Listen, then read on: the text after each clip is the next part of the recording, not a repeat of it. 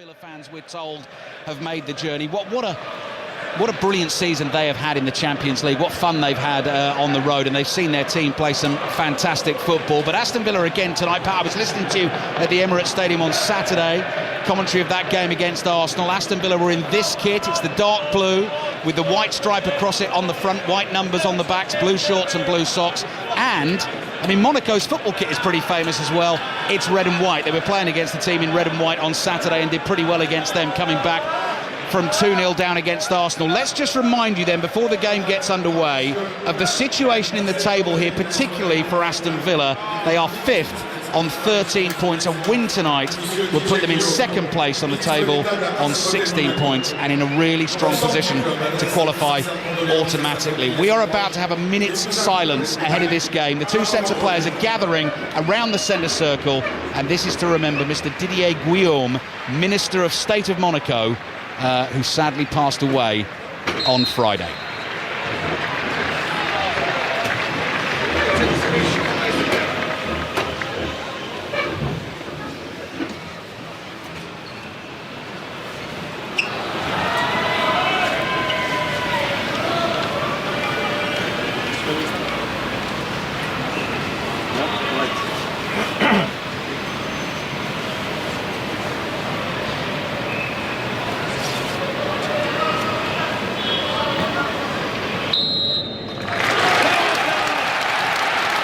Two teams break away from the centre circle. Aston Villa away to our left as we look at it from the commentary position. At the back of this stand alongside the pitch, the Monaco players just going into a team huddle. Aston Villa's team then, Emi Martinez in goal. Matty Cash, Ezri Konsa, Tyrone Mings and Luca Dean, the back four. Dean comes in for Maatsen from the weekend. Boubacar Kamara alongside Yuri Tielemans in central midfield. Leon Bailey, Emi Buendia making only a 3rd start of the season. The other two were in the League Cup. And Morgan Rogers play in support of Ollie Watkins. And the home team, Monaco, have their Polish goalkeeper, Radoslav Majecki, in goal. Brazilian international Vanderson at right back. Very promising young French left back, 19 years old. He's been out for a while with a hamstring injury, but starts tonight. That's Christian Mwissa. Former West Ham man, Thilo Kehres, the captain. He plays alongside the Ivorian international Wilfried Singo in the centre of defence. Singo is up, jumping with Watkins for an early header. Rogers is battling for the ball on the edge of the Monaco box, and Monaco have managed to get it away. Denis Zakaria, once on loan at Chelsea, the Swiss international, in central midfield alongside Lamine Camara. And then the danger men, the wide men, Magnus Alkiush, Elias Ben Seguir, they play on the two flanks with Takumi Minamino in behind the Swiss international, Brel Embolo as the centre forward. Early thoughts from Pat Nevin as Emi Martinez just threads a pass into the Villa midfield. I'm not impressed with Emi Martinez. The fans right on his back right away, but you know, there should be a real confidence from Aston Villa in this game. Want to try and get behind that back line, and very noticeably the back four that Monaco have put out there, trying to be a little bit higher. Dangerous thing to do against Ollie Watkins in the form and the pace he's got just now. Good noise ringing around the Stade Louis II. It is open to the elements, but decent noise from the Villa fans you can hear close to us. Big game for Monaco as well. Started this Champions League campaign really well and only 3 points behind Aston Villa. They have lost their last 2 games in this competition, which was at home to Benfica, where actually Wilfried Singo, the centre-back, got sent off. They were leading 2-1 in that game and conceded 2 late goals, and then went to Arsenal. Tough end to the campaign for them. Went to Arsenal and lost 3-0. Their last game actually in this group is away to Inter. So they will probably feel Monaco. They've got to win this game tonight. We're just short of a couple of minutes in. Here's Kehrer passing the ball up towards the halfway line. Mwissa comes to Ben Seguir, moves nicely, drops a left shoulder and glides infield. Embolo tries to get it back to him. Interception from Matty Cash, and Cash has the presence of mind to get it back to the not-so-popular Emi Martinez. I think they've built this up to try and have a little bit of a go. Certainly the Spurs fans were having a go at him recently as well. The Arsenal fans. He loves it though, doesn't he, Pat? To be honest, the Arsenal fans particularly, they were singing towards him, Emi Martinez, you're one of our own, after he made what they thought was a mistake. Monaco have the ball, right-hand side of the field. Singo plays it to Kehrer. Singo gets again, comes forward to Minamino in the inside right channel. Luca Dean immediately closes that down. Monaco come back to the halfway line. Their manager, I can see with his hands clasped behind his back, is the 54-year-old Austrian Adi Hutter, who got them back into the Champions League by taking them to a second-place finish in Liga last season. Ball from deep from Singo, headed forward by Matty Cash, controlled by Bailey for Villa, into the feet of Tielemans, midway inside his own half, comes across to Dean, the Frenchman, crisp pass from him, into the feet of Buendia, short, stocky figure, holds off the challenge, gives it to the taller Morgan Rogers, who comes sweeping forward, finds Bailey with a pass in the box, little step over, but the trick doesn't work. The ball gets away from him and it goes behind for a Monaco goal kick. So we were talking before the game about Rogers in particular, and I thought he had a brilliant start to the season, and then seemed to be, faded out, asked to play a little bit wider. Have a look at him now. He's almost playing as a double centre forward. He's right up alongside the striker Watkins. So that understanding that they've had earlier in the season might get a chance to see that working well again tonight. 4 wins, a draw, and the 1 defeat for Aston Villa in this competition so far. The strange one, that away to Club Brugge, where Tyrone Mings inexplicably picked the ball up inside his own penalty area to concede the penalty. But they're in great shape, Villa, at the start of this game. 0-0 against Monaco, 4 minutes into the first half, sitting 5th in this Champions League table on 13 points, with a home game against Celtic to come next week. Dean slips as he crosses that ball. Singo is there, slightly loose clearance from him. Buendia intercepts, and then poor pass from him, and Monaco are able to bring it away. And Embolo finds Minamino, and Minamino is running at Villa defenders here, and he's almost up to the edge of the penalty area. Plays it to Ben Seguir on his left-hand side, runs at Matty Cash. Cash wins the battle, makes the tackle, keeps the ball in play as well, and Boubacar Kamara collects for Villa on the right. Well done, Cash. Maybe got a little bit lucky there, has to be said, but he's going to get a few tests by Ben Seguir tonight. Likes to get the ball on the left-hand side, cuts inside, not afraid to have a shot at goal from anywhere. Morgan Rogers fouled just shy of the halfway line by Christian Mawissa. Hearty challenge by the 19-year-old Frenchman. 4 French under-21 internationals in this Monaco squad. He is one of them. And Monaco, of course, Pat was looking through the list of players that they have produced that have come through this club down the years, and it's the way they work, it's the way they operate as a football club. Yeah, you even look at Ben Seguir, he's a youngster as well, only. Good ball from Tielemans to Dean on the left-hand side. Watkins making tracks in the middle, cross just beyond him. Header from Bailey's a weak one, down into the ground. Easy save for Majecki. What's he done? He's tried to header it and hit his own face. It's really weird what's happened there. Wingers are not famous for heading the ball, but he's gone in the back.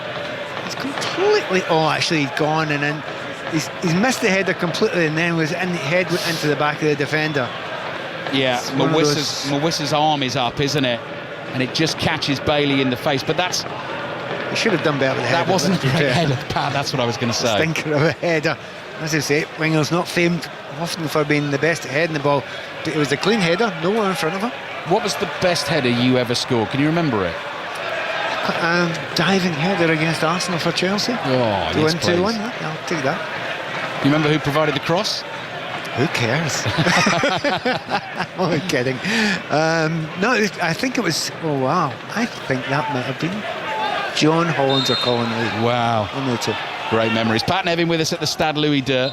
Whistle's blown again. Free kick for Monaco. Leon Bailey is OK. Monaco 0, Aston Villa 0. The other game kicking off at 5:45 UK time in the Champions League this evening is Atalanta against Sturm Graz. Atalanta 13th in the table on 11 points, so very much in range of the likes of Aston Villa, Arsenal and Liverpool. Liverpool is our second Champions League commentary tonight, live from Anfield. Ian Dennis and Stephen Warnock will bring us full commentary of Liverpool against Lille. Sturm Graz down at the wrong end of the table.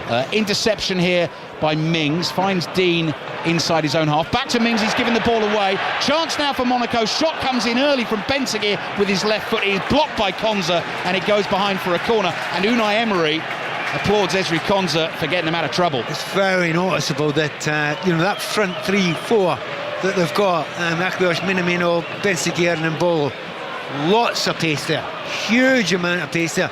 That will cause real problems to the back line. Konza and Mings aren't sluggish, but those have got really serious pace. Corner coming for Monaco. That was actually Al-Kiyouch coming in from the right, but shooting with his left foot. Both the wingers have big balls of frizzy curly hair, which is not entirely helpful from this range. Corner comes into that box. Oh, Martinez, good save, but the rebound is headed in. And Monaco have the lead in the game. Singo, the centre-back, from 2 yards out, he couldn't miss. From the corner, there was a powerful header straight at Emi Martinez. He managed to repel that. But Monaco have got the start they wanted in the Champions League tonight. Aston Villa behind, Monaco 1, Villa 0. Well, the first header was brilliant. I mean, great save by Martinez there. But he could do nothing other than push it up in the air. I mean, really attacking the ball with some pace there. Try to see who it was, probably Carrera, who's got it. The save by Martinez is super, but if you need to follow it in.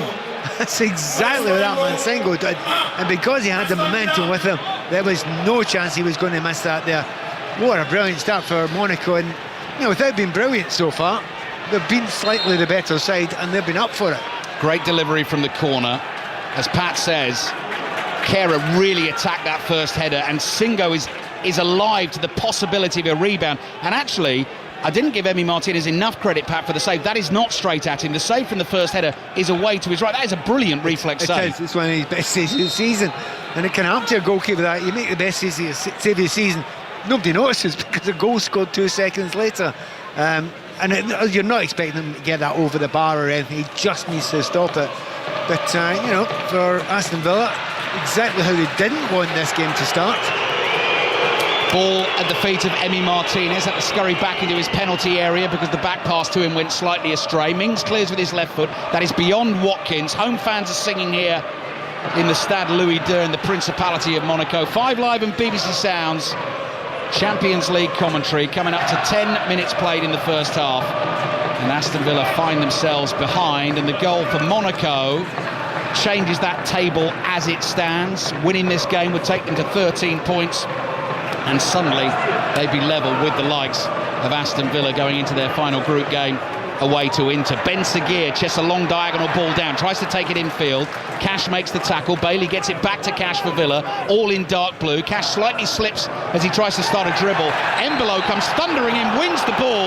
Looked like it was shoulder to shoulder that. The referee has decided that is a free kick to Aston Villa, but suddenly Monaco were on top of Villa again. Well, I hear the surprise in your voice, and I share it. I think he's a little bit lucky there. He just isn't strong enough for me. I'm thinking Bolo gets the ball. He's a big, strong man there. And you actually have a look at it just now. For a few moments, Aston Villa are being physically bullied. They're not just by Bolo, but by Carrera and Singo as well, who are all units, has to be said. But they've been really strong, and they've used it very, very well. It's got them a goal, and almost got them another breakaway there. Singo with an interception for Monaco. Atalanta now leading Sturm Graz by a goal to nil as well. So Atalanta started the evening on 11 points. Win for them would take them to 14. Win for Monaco would take them to 13. Aston Villa would still be on 13. That is how it's going to work over the next couple of nights. It's all going to get sorted out next Wednesday. Full commentary from Villa Park next Wednesday for an absolute cracker in the Champions League. Final round of group games. Aston Villa against Celtic. Celtic at home to Young Boys tomorrow night. Full commentary of that game is on Sports Extra. We'll be in Paris. John Murray and Matt Upson will be bringing you full commentary of Paris Saint-Germain against Manchester City, which is a really important game for both of those two teams. Aston Villa with Bailey inside the Monaco half, blocked by Mawissa, but manages to turn away from him and now starts scampering down the right. Pass in field goes beyond Rodgers. Monaco have it. It comes out to Ben Seguir on the left, rolls a ball back into midfield. Zakaria is there. He in turn goes back to Thilo Kehrer. Then the goalkeeper's involved. Majecki hoofs it forward with his right foot, and Luca Dean is able to control that under no pressure at all. Pat Nevin. Not got a lot of control against so far, Aston Villa. You'd have expected in midfield with the quality they've got in there. Tielemans obviously a major part of that, dropping back a little bit. Very little control, however. Ball over the top, yeah, for Buendia to chase just beyond him from Kamara. Buendia gives it the thumbs up. That was the right idea. Majecki was off his line quickly. All in yellow, the Monaco keeper away to our right and has the ball in both hands. So the table has already changed. As it stands, and remember, only 2 games kicking off at 5:45 this evening. Atalanta leading Sturm Graz by a goal to nil. Suddenly move up into 3rd. Villa drop to 7th in this table, and Monaco move up to 9th because they're leading Villa by a goal to nil. Ian Dennis will keep us updated with all the other scores this evening, while we bring you full commentary from Anfield, Liverpool against Lille, and 13 games in the EFL tonight, 8 of those in the Championship. We've got reporters at 2 of them. Monaco have won a free kick back inside the Villa half on the right. And it shows you how tight it is just now, because Aston Villa on 13 points, Monaco on 13. Yeah. If Monaco score another goal, that's same level in goal difference as well. So this could change again, and Monaco can go above Aston Villa tonight. Yeah. Free kick for them, so Aston Villa have got to switch on and concentrate. Emi Martinez barking at his defenders. He's all in green, short sleeve shirt for the Argentine keeper, bright orange boots, matches bright orange gloves, bouncing up and down on the edge of the 6-yard box. Free kick comes in, that is a header that goes wide of the target in the end. Offside flag is up, wouldn't have counted. Singo was attacking the far post again, who scored from the rebound to give Monaco the lead, and Monaco looking dangerous from the set pieces. And they were offside, but only just offside. You know, just in the middle there, Mings, who's got to be one of the most important players for marking, he fell over, but he was nowhere near the 2 players that you want him to be marking. Single at the back post, no one's close to him, and he's physically so strong. Obviously already he's got 1 goal. It's a real danger to Aston Villa with the 3 players that I've mentioned, the 2 centre-backs and the centre-forward. Have Villa get enough strength and power to combat them from free kicks and corners? Monaco are causing Aston Villa all sorts of problems in this first half. Ben Seguir, corner of the Villa penalty area. This is Al Kiouch, the number 11, misplaces his pass. Tielemans, former Monaco player, of course, for Aston Villa, intercepts. 2 Villa players let the ball run by them. Dean then hurriedly clears it to the halfway line. Kera controls it for Monaco, into the feet of Zakaria, who just hops with the ball under the studs of his right boot as he bounces backwards. Now it comes out to Mawissa on the left. Here's Ben Seguir, flicked through the legs of Matty Cash. He slipped over, actually. He was appealing for a foul. He's not going to get that, and Villa have it. Thing is, I think he did go for that nutmeg there, didn't he? Lovely little move there, and I mean, he's a good player, you know, and he's young. Oh, he's got the ball again. Yeah, Ben Seguir, left-hand side into the Villa penalty area. Minamino leaves it. Oh, Martinez with a great save. Al Kiouch with his left foot hit that so sweetly. He's got his head in his hands because he can't quite believe it hasn't ended up in the back of the net. Villa under real pressure here against Monaco, trailing 1-0. Could have been 2. Tells you the story of Aston Villa just now. By a distance, the best player so far, Martinez. Own goal, 2 superb save. One of them eventually led to a goal there. But the pace out wide particularly is destroying Aston Villa just now. And there are 2 players, and we'll have a chance to talk a little bit more about him. Ben Seguir is a Moroccan international, youngster. Just looking at him tonight, wow, he could have a future. 19 years old. Akliouche is 22. He is one of those French under-21 international, still able to represent his country at that age level. Now, Monaco scored from a corner in this first half. They're waiting to take another corner from that right-hand side. Tense moments for Aston Villa, trailing Monaco 1-0. Referee has just stopped the game for a second. Our referee this evening is Slavko Vincic of Slovenia. He's had a word with Aston Villa's Boubacar Kamara, who is marking Singo, who scored from that rebound to get Monaco their goal. Corner comes in again, an away swinger. This time it's headed high and clear for Villa. Dean with a second header lobs that out of play, and that'll be a throw-in to Monaco on the right. Well, at least there's a little bit more liveliness where the corner kick's coming in there. You're absolutely right. Singo needed marked, he needed closely marked. They've got their eyes on him now, but for the first 2 that came in there, he was left completely and utterly free. You cannot do that when you've got a big lad like that who's going to go and challenge and attack absolutely everything. And very noticeable, Aston Villa's corner kick coach was out there telling them what to do. Space for Morgan Rogers to work with the ball up to the edge of the Monaco penalty area. Pass comes out to Cash. Cash's left-footed ball. Watkins tries to attack it. It was a miscue clearance by Singo. Monaco have got it away for now. Lofted ball into the edge of the box, headed away. Here's Kamara. Kamara for Villa to Cash. Quick pass to Bailey. First time effort from him is blocked. Pass back to Rogers, gets underneath the shot, it goes over the bar and behind for the goal kick. A couple of other chances for Buendia, particularly then Bailey, just a few seconds later. And you know, if it's 2 players that have been playing regularly and getting on the ball with playing at their very best, they'd probably get that down, put it on target and maybe score. But it's coming to them quickly and they're just not quite as sharp as they normally are and can't get anything away on target. But possibly one of the best moments so far for Aston Villa. Aston Villa fans making a good noise, trying to urge their team on to greater efforts. Waiting here for a Monaco goal kick to be taken by Radoslav Majecki. He runs at the ball now, clears it long with his right foot. It drops inside the Villa half. Cash ducks underneath that and lets it go out for a throw into Villa on the right. Quickly gets the replacement ball.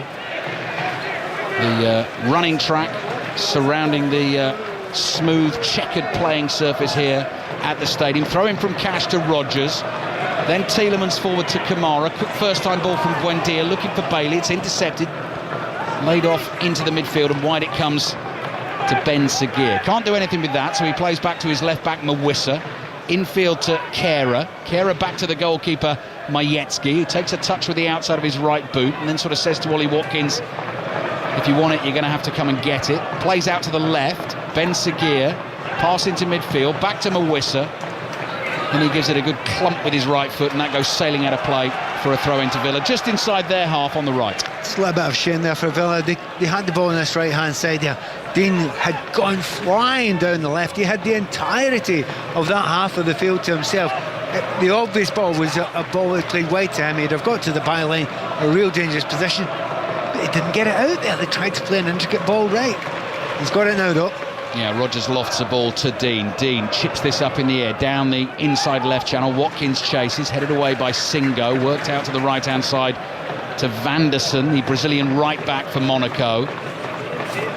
Plays the ball infield to Lamine Kamara, who plays in central midfield alongside Dennis Zakaria. Here's Mawissa at left back to Kehrer. Rodgers is there, but Kehrer plays his pass here to Lamine Kamara, who comes back to his goalkeeper Majecki. Coming up to 20 minutes played here in Monaco. Monaco 1, Aston Villa 0. Atalanta leading Sturm Graz by a goal to 0. Monaco have quickly moved the ball into the feet of Minamino.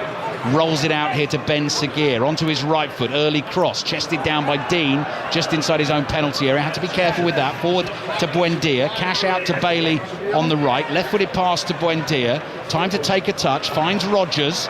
Rodgers comes striding forward. Tielemans makes a dart through the middle, and the pass was just beyond him. Singo steps in, wins the tackle for Monaco. Got a little gap beginning to appear now. The game's opening up a bit, which is, I think, what Aston Villa need just now.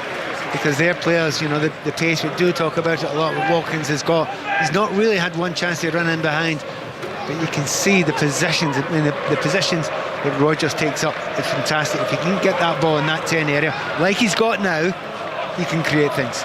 Just holds off Kehrer, who is up high for Monaco, trotting back into his centre-back position now as Buendia goes trotting down the left for Villa with the ball at his feet. Pace is slow here. Dean plays back to the halfway line.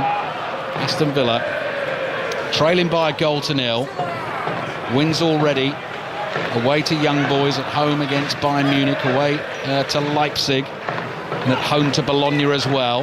Here's Rodgers, slides the pass down the channel for Watkins to chase, just keeps it in by the byline, but by controlling it and keeping it in play, it allowed Singo to step in and get the ball away for Monaco. That's whacked into the Aston Villa half and is back with Emi Martinez. We do talk about the partnerships that you get in some clubs and some players. It used to always be a centre forward and a 10, or, you know, two working together. We know you look at Arsenal and it's phenomenal over on that right-hand side when they have the Odegaard and Saka.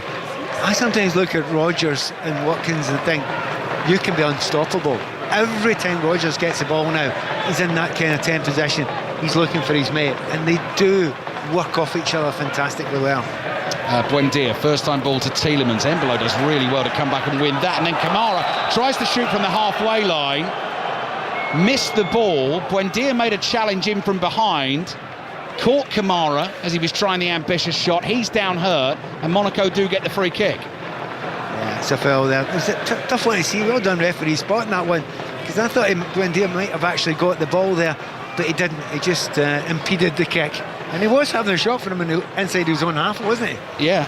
Now he's another one, Pat. So he's just 21 years old, and I enjoyed doing the notes on him. Senegalese international, first season at Monaco, having joined from Metz.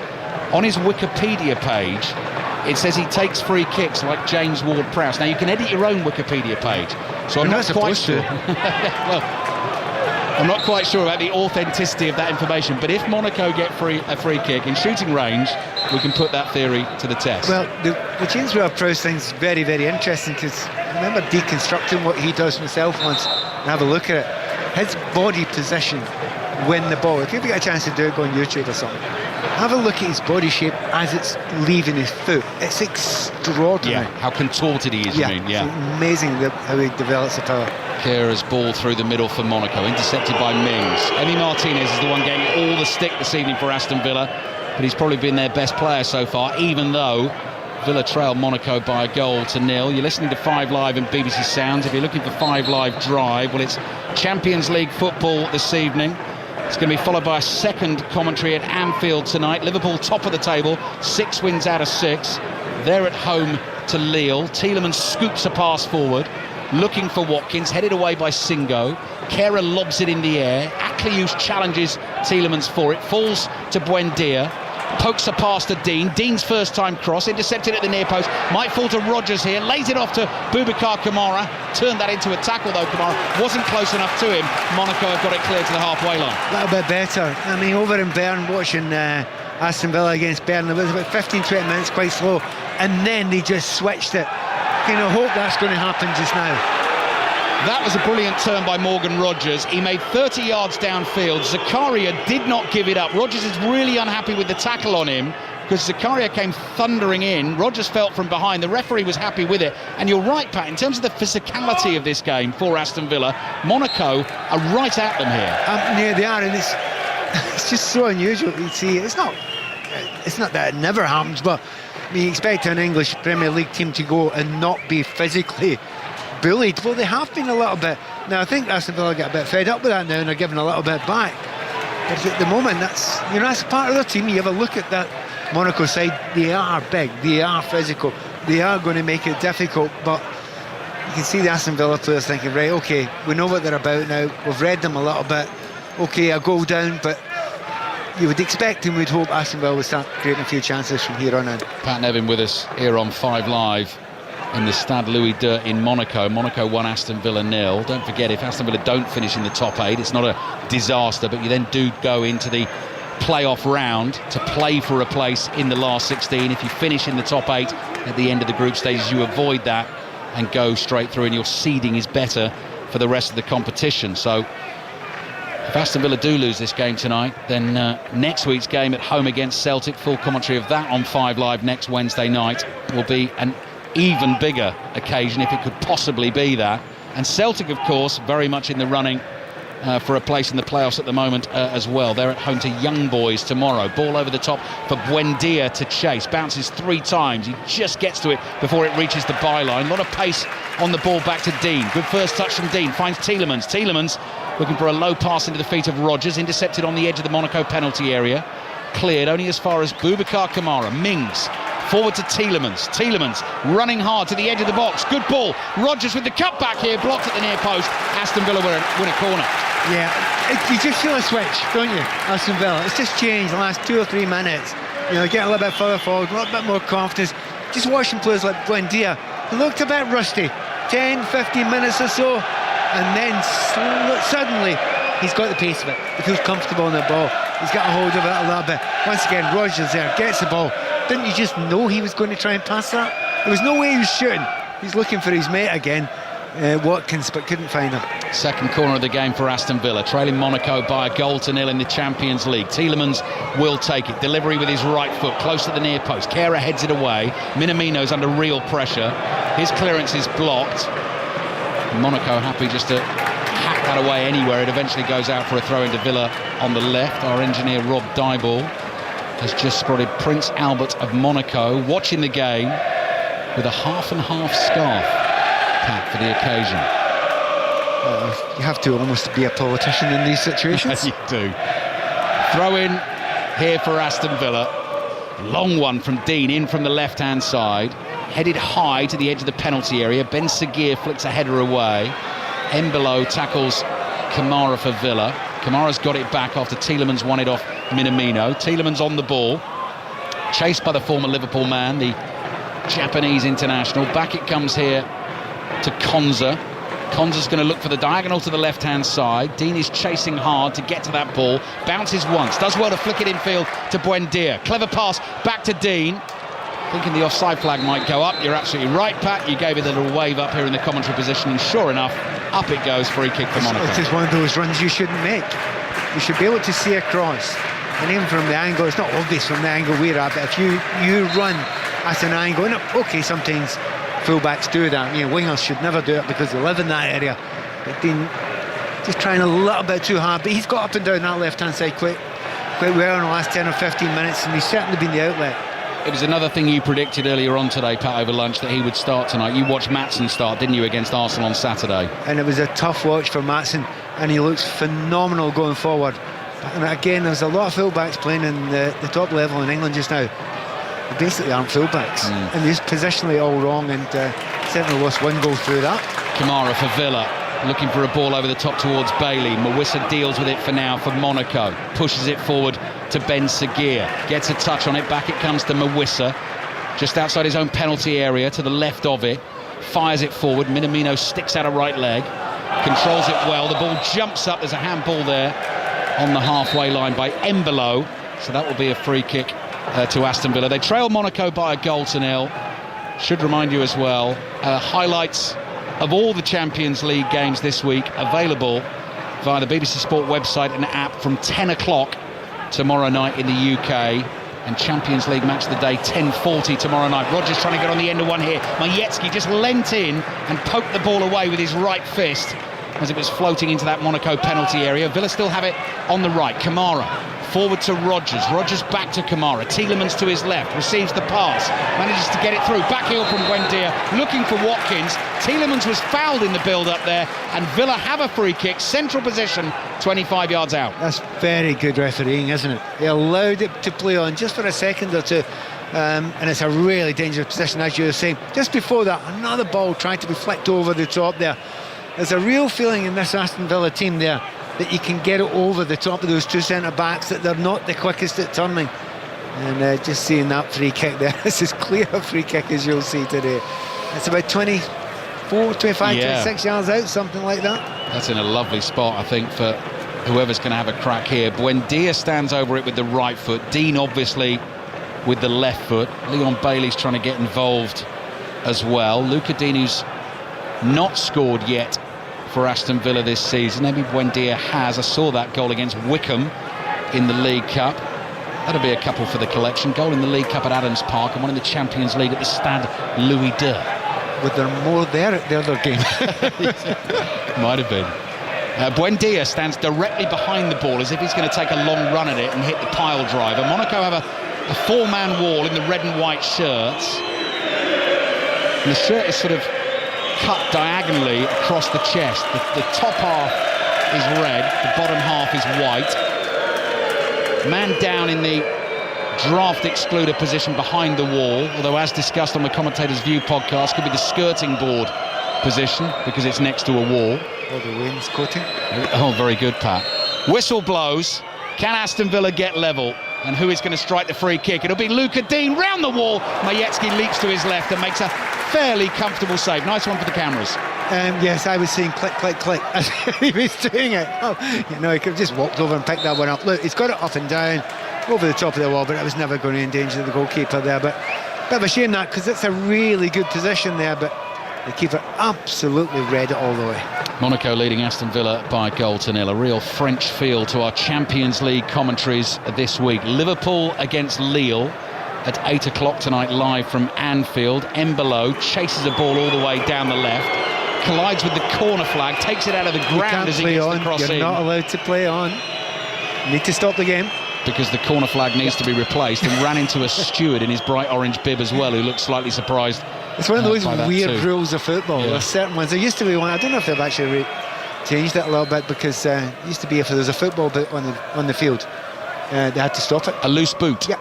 All right. Incorrectly dressed player must be stopped. I don't know if they might have changed that one. Kamara fouled in the Villa midfield by Kamara. That's Boubacar Kamara against Lamine Kamara. But whenever a Monaco player loses the ball or has possession to chase in the middle of the field, they go at it hard and unafraid to make the challenges. Here's Mings Forward to Buendia, just short of the halfway line. 1-2 with Tielemans, outside of the right foot, looking for Dean. Dean stops the run because he wasn't going to get to the pass. And corner of the Monaco box, here's the goal scorer, Singo. Cross here to Akliouche.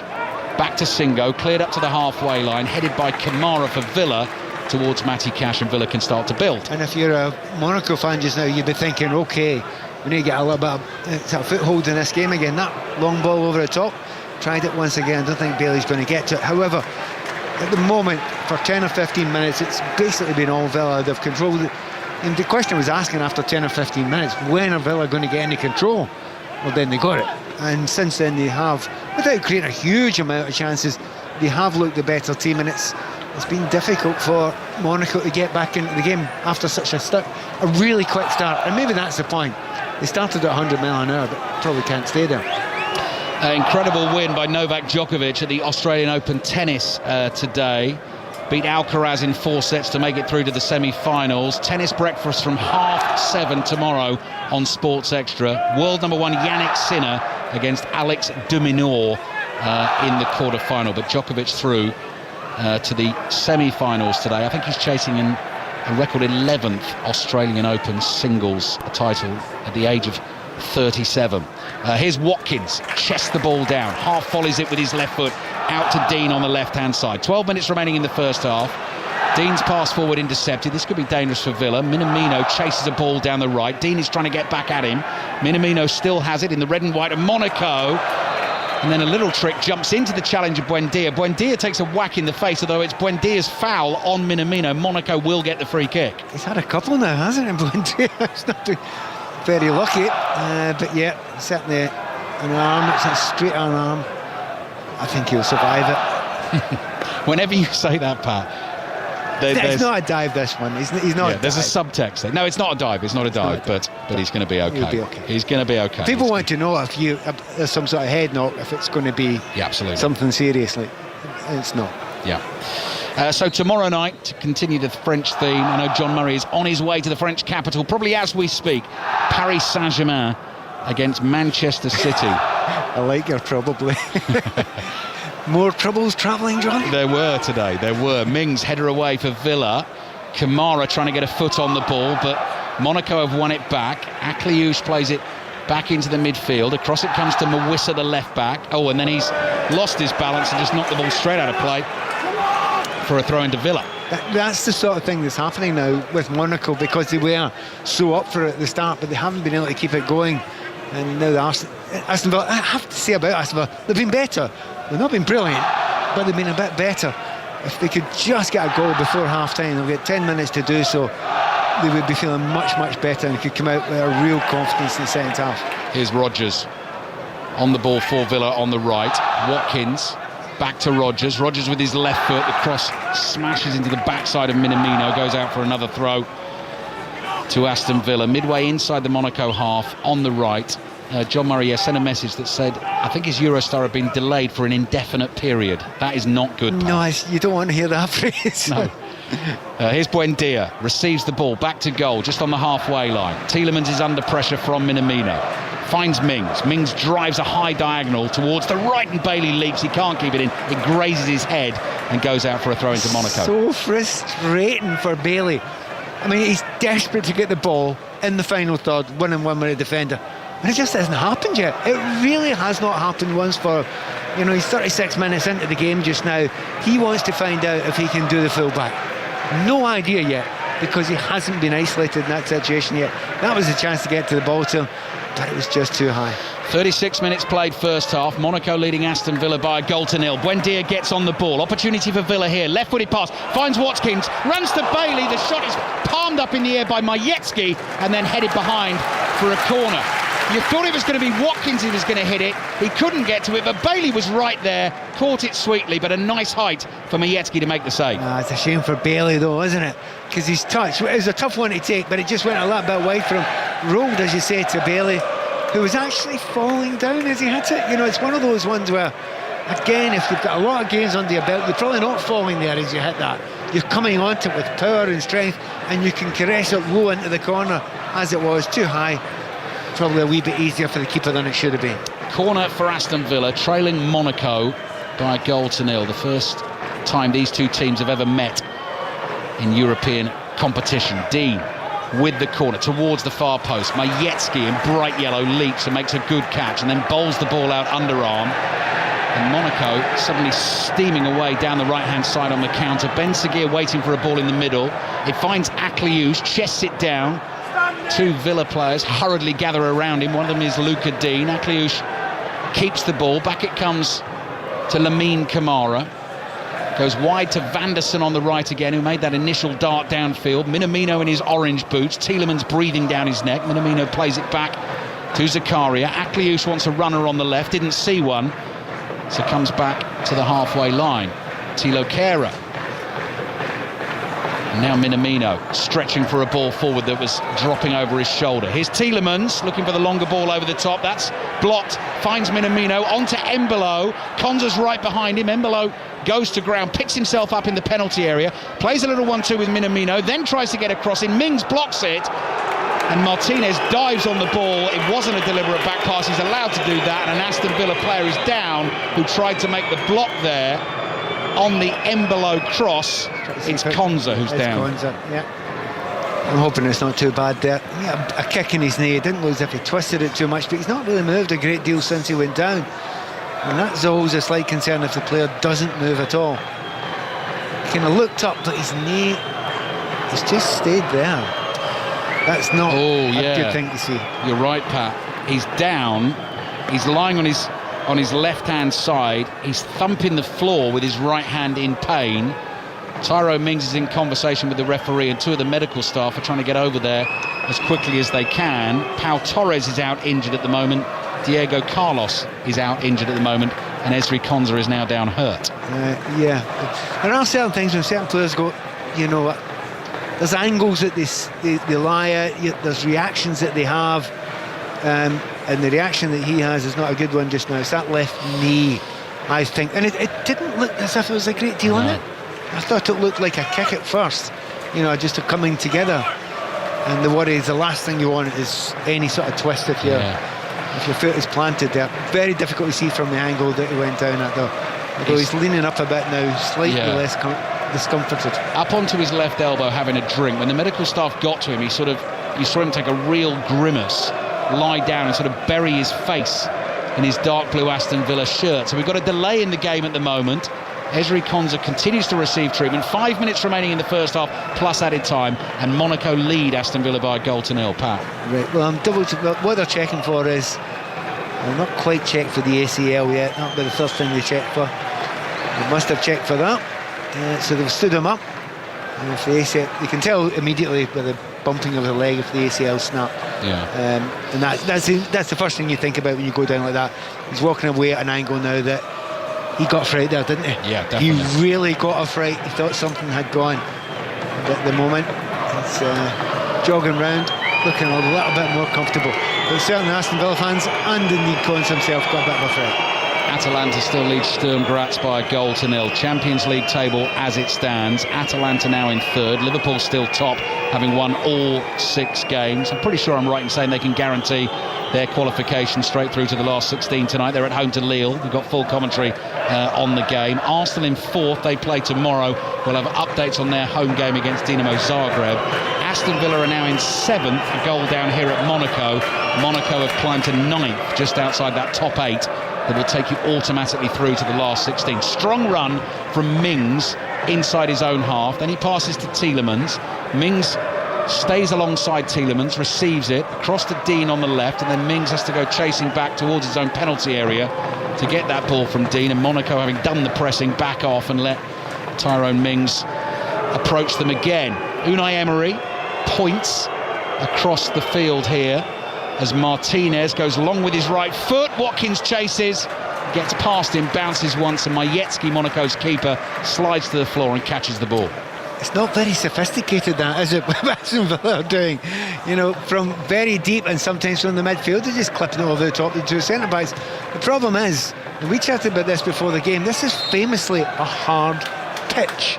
It's a hard surface, and if it's been soaked, which it was before the game started there, the ball will just bounce, it'll zip through. and just about every time it's been played over the top with any sort of bounce, it's zipped through the goalkeeper. Watkins has got away. He's got there in time. He's got away from the defenders, but he can't catch the ball. Nice little turn from Tielemans moments ago, just short of the halfway line to lose the attentions of Lamine Camara. Here's Cash on the ball, floating it forward, looking for Rodgers. Kehrer leaps in, makes connection with the ball, can't keep it in play, so it's gone out for a throw into Villa. And the two centre-backs for Monaco combining for the goal, really, because it was Kehrer who got on the end of the corner that forced the brilliant save from Emi Martinez, and then it was Singo, the Ivorian, who came running in to nod the rebound home from close range. Throw-in has reached Rodgers inside the Monaco box on the right. Tackled, he goes chasing that ball outside the penalty area. Loose at the moment, Mawissa clears. Embolo chests it down, he's up against Mings. Dean comes in to help out. Embolo still has it, looks to his left, and here come Monaco. Flying at Villa again, Ben Seguir makes the run into the penalty area. The pass was looking for Minamino, he couldn't control it. Martinez sliding out, gets there for Villa. They just look at the most comfortable when they're breaking. That's what they want to do, whether it's from a corner that the keeper catches or breaking out from the back if they win the ball deep in their own half. But the speed and also the imagination which they break at is phenomenal. You can just imagine their training sessions. They do it all the time, Monaco, and they do look very good in those situations, which is a bit of a worry for Aston Villa. Monaco leading Aston Villa by 1-0. They beat Barcelona here in their first group game by 2-1. Akliouche scored that night. They beat Red Star here by 5-1. Another ball over the top. Buendia can't control it. Nearly fell on the laces of his right boot. Again, dropping over his left shoulder, but he couldn't get the touch he wanted. Through to the keeper it goes. Have you seen a half of football this season that's had anything like that many balls clipped over the top? And the players have got in. They got there. It's fine. You're reaching it, but it's just going too quick. It's just zipping through. Buendia's unlucky. Nearly gets his toe to it there. But it's a tough skill when it's coming over your shoulder. But you know that there's players in this team that are capable of doing it. Last minute of the first half, there will be a bit of added time at the end of the first half after the injury to Ezri Konsa. Penny for John Duran's thoughts, twiddling his thumbs down on the bench with his team trailing by 1-0 in a crucial Champions League encounter. The thing is, he's less of a going over the top player, isn't he? Yeah, that's true. He wants to come off a little bit, take the ball and score from distances quite often. I mean, he's capable of many types of goals, but the players that are on just now, particularly Rodgers, Buendia's doing it as well, but Watkins, of course, going far too early. Bailey's ball to Watkins. Surely the flag's going to go up. Watkins is still going. Bumped off it inside the penalty area. It's offside. It's offside. Yeah, you're right, Pat. You could see it as soon as he made the run. Miles too early there. And it is one of those ones where some centre-forwards, they have to run and hope there's somebody behind them. And he hoped. I don't even know why the ball to chase him. It was so far offside. 3 minutes of added time at the end of the first half. Whistle blows, free kick Monaco for the offside. Morgan Rodgers is telling them to take it back a few yards, pointing at where the assistant referee is standing who gave the decision. Now they've lobbed it miles forward here. This is ridiculous. I'm with Monaco. I think it was miles up there. No, I think that's where it was. Okay, fair enough. It's not where the assistant referee suggested it was. No, because he ran down with Watkins and Yeah, that's a good point. That's a terrible free kick. Kehrer just knocked it straight up the middle of the pitch and given the ball back to Aston Villa. It's with Mings. Mings across to Konsa. A couple of minutes of the first half remaining. Back with Kelly Cates at half-time. Liverpool against Lille, our second Champions League commentary tonight. Cash's ball, bobbling out to the right, chased by Bailey, keeps it in play. Low pass to the edge of the box. Here's Cash, little trick inside the penalty area, runs into a whole heap of Monaco shirts. He's lost it. It's cleared away and goes out for a throw to Villa on the right. The Monaco boss, Adi Huta, applauds and then points and wants to get his defenders in position. Konsa leaves the throw for Camara, who then throws it to Konsa, who plays it across the halfway line to Mings. Dean starts a run down the left, but the ball comes straight up the middle of the pitch to Buendia. Tielemans gets past Akliouche, turns, incisive pass finds Rodgers. Rodgers trying to dribble through the Monaco midfield, can't get through, cleared, but only as far as Luca Dean again. So it looks like Monaco at the moment just waiting for this half-time whistle, leading Villa by 1-0. Camara to Tielemans. Tielemans forward to Buendia. Takes that ball on the turn. Still going, Buendia. Edge of the penalty area. Finds Watkins, who shoots at Majewski. Down low to his right. Makes a fabulous save for Monaco. They're looking for the offside flag again. That one was definitely tighter. Watkins thought he'd scored. And it's a matter of time before he eventually got through. They're looking for offside. There's no chance that one was offside there. And for what, yes, it's a good save by the goalkeeper, but Watkins knows 1-on-1, keeper not far off his line. He must score there. He should score there, and he knows it. Yet to score in the Champions League, Ollie Watkins. Corner for Villa. Tielemans takes it, not great. Straight into the grateful arms of Majewski, who's just made the crucial save for Monaco at the end of the first half. Yes, both Rodgers and Watkins looking for their first goals in the Champions League. John Duran, we've already mentioned, has scored 3 goals in the Champions League this season, the famous winner at home to Bayern Munich being the first of them. Long ball forward from Kehrer. Minamino lets it bounce, flicks it past Mings, then just tries to find a ball, and Minamino's done that. Akliouche is in and he's shot over the bar. That's an even better chance than the one Ollie Watkins had about 30 seconds ago, and Villa could have been 2-0 down. And Dean's caught on his heels there. You should never be caught in that position there. Lovely play by Minamino, because I mean he's got 2 players around him, but he flicks it over the top of his head, gets his mate in there. Lovely pass through and goal. You must keep that on target. It's incredible. He's put over the top. 2 great chances in the last seconds of the first half. First half full of incident. An early goal for Monaco. It came from the set piece. Kehrer's powerful header, brilliantly saved by Emi Martinez, but the rebound nodded in by Singo. And 2 great chances late in the half there. You just heard them here on 5 Live and BBC Sounds. Watkins couldn't quite find the bottom corner for Villa. Majewski made the save, and Akliouche blasting over from close range. But Monaco, as it stands, leading and now level on points with Aston Villa in this table, both on 13 points if Monaco win this game. So Villa with work to do in the second half. Half-time at the Stade Louis II. Monaco 1, Aston Villa 0.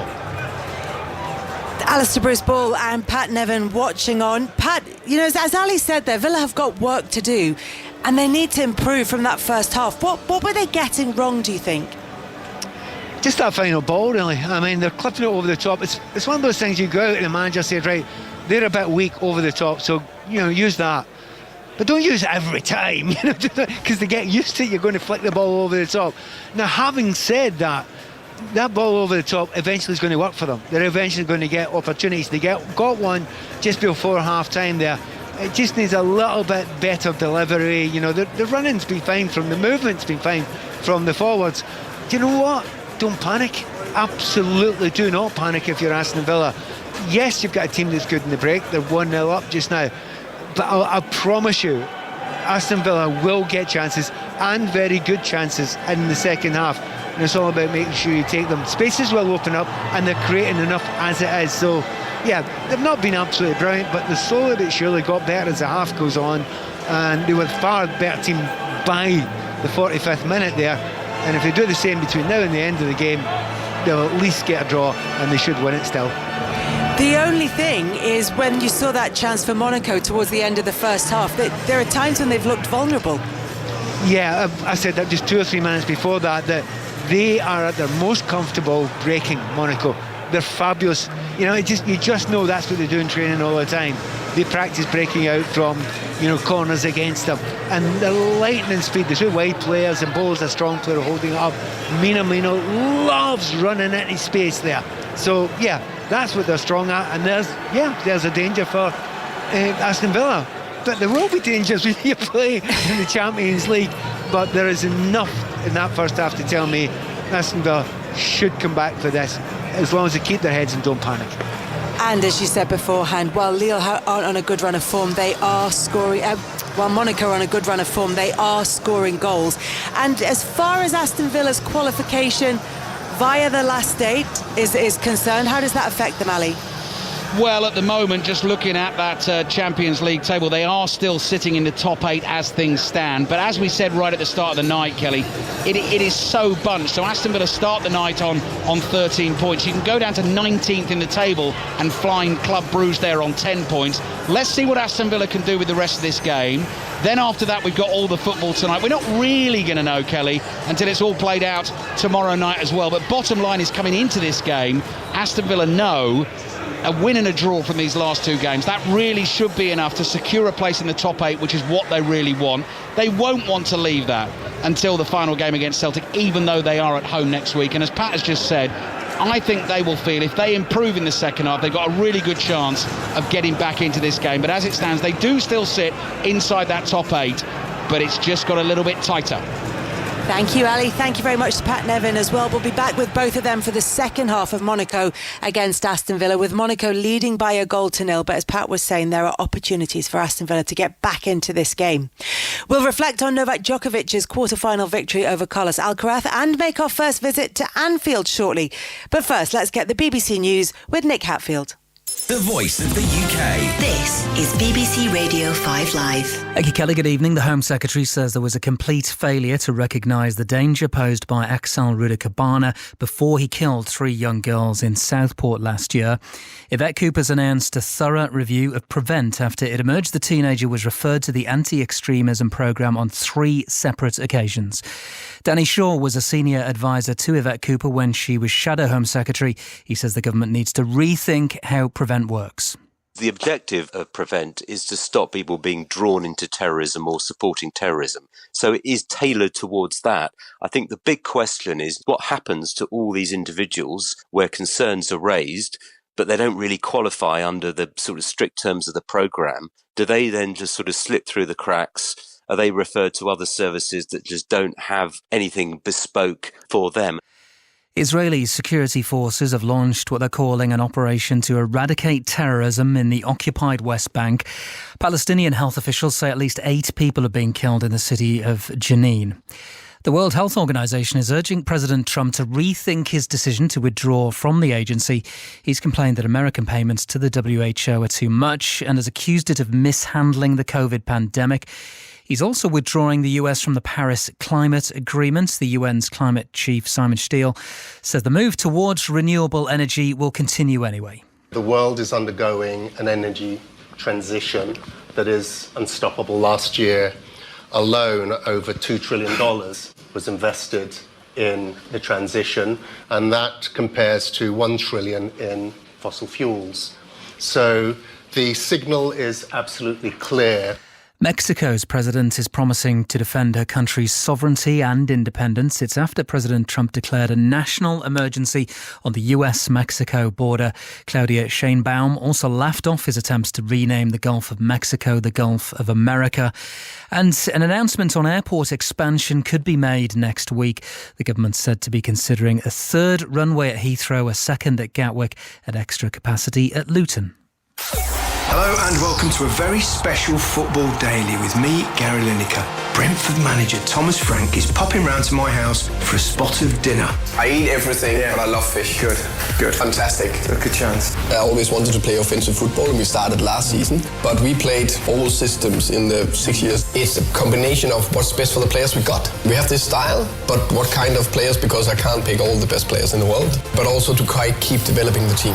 In Focus on the Football Daily. Listen on BBC Sounds. This is 5 Live Sport. The Champions League with Kelly Cates. Listen on BBC Sounds. Tonight, it's a doubleheader in the Championship. Monaco are currently 1-0 up against Aston Villa. Second half of that one coming up. And then it's an 8 o'clock kickoff at Anfield. Liverpool taking on Lille. First, though, let's head to Melbourne, where Novak Djokovic remains on course to compete for his 25th Grand Slam title. He beat Carlos Alcaraz in 4 sets to reach the Australian Open semi-final. Let's hear from Gigi Salmon and Annabelle Croft. Annabelle, how would you sum up the performance of Novak Djokovic today? It was honestly quite mesmerising. I mean, it was just an extraordinary contest. It was one that he started quite well, and then it was quite evident that Alcaraz was getting on top of him, had too much power through the court, was starting to really penetrate into the corners. And then, of course, Djokovic had a bit of a leg problem and he had to take an injury timeout. He had to take some painkillers. And slowly he worked his way back into the match and he changed his tactics. He became more aggressive. He came forward. He serve volleyed and everything shifted. And it was an absolutely incredible match, more than lived up to expectations, but one of the most special contests that he said he's played out here on this centre court. It really was. It was a treat for everyone involved, and this is what he had to say not long after the match. Best match of the tournament for me, and possibly one of the best matches that was played on the men's side. Just super proud to push this one through in the 4 sets. Carlos, brings so much energy and intensity on the court, and always demands the best of his opponent in order for his opponent to have a chance to win against him. So I knew that coming into the match, I thought I started off very well. It was quite even match, and then the accident happened physically with me in the end of the first. I lost the first set, came back. Somehow managed to win the second, and then started to feel better, I guess, towards the end of the second, beginning of the third, started to move better. And every set was super close. The crowd was into it, so much energy on the court. It was amazing. It felt like it was finals of a slam, to be honest. And Annabelle, just quickly, some of the numbers. It's a 50th Grand Slam semi-final. It's a 12th Australian Open semi-final, and we have to remember he's going for 25 in terms of Grand Slam singles titles and 11 titles here.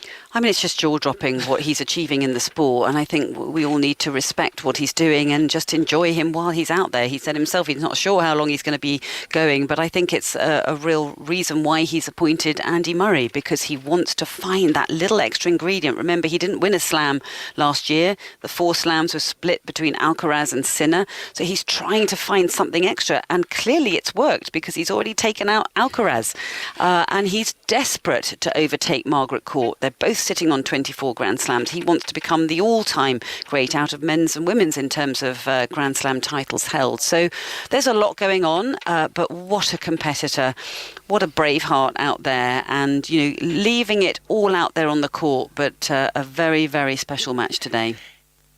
Annabelle Croft and Gigi Salmon bringing us the very latest from Melbourne. Elsewhere, former Scotland and Arsenal defender Jen Beattie has announced her retirement from football. Beattie finished her career at Bay FC. She won 4 league titles with Arsenal and 1 with Manchester City. You can hear from Jen in the latest Women's Football Weekly with Ben Haynes and Ellen White. And Manchester City have confirmed the signing of Brazilian centre-back Vitor Reis from Palmeiras for nearly £30 million.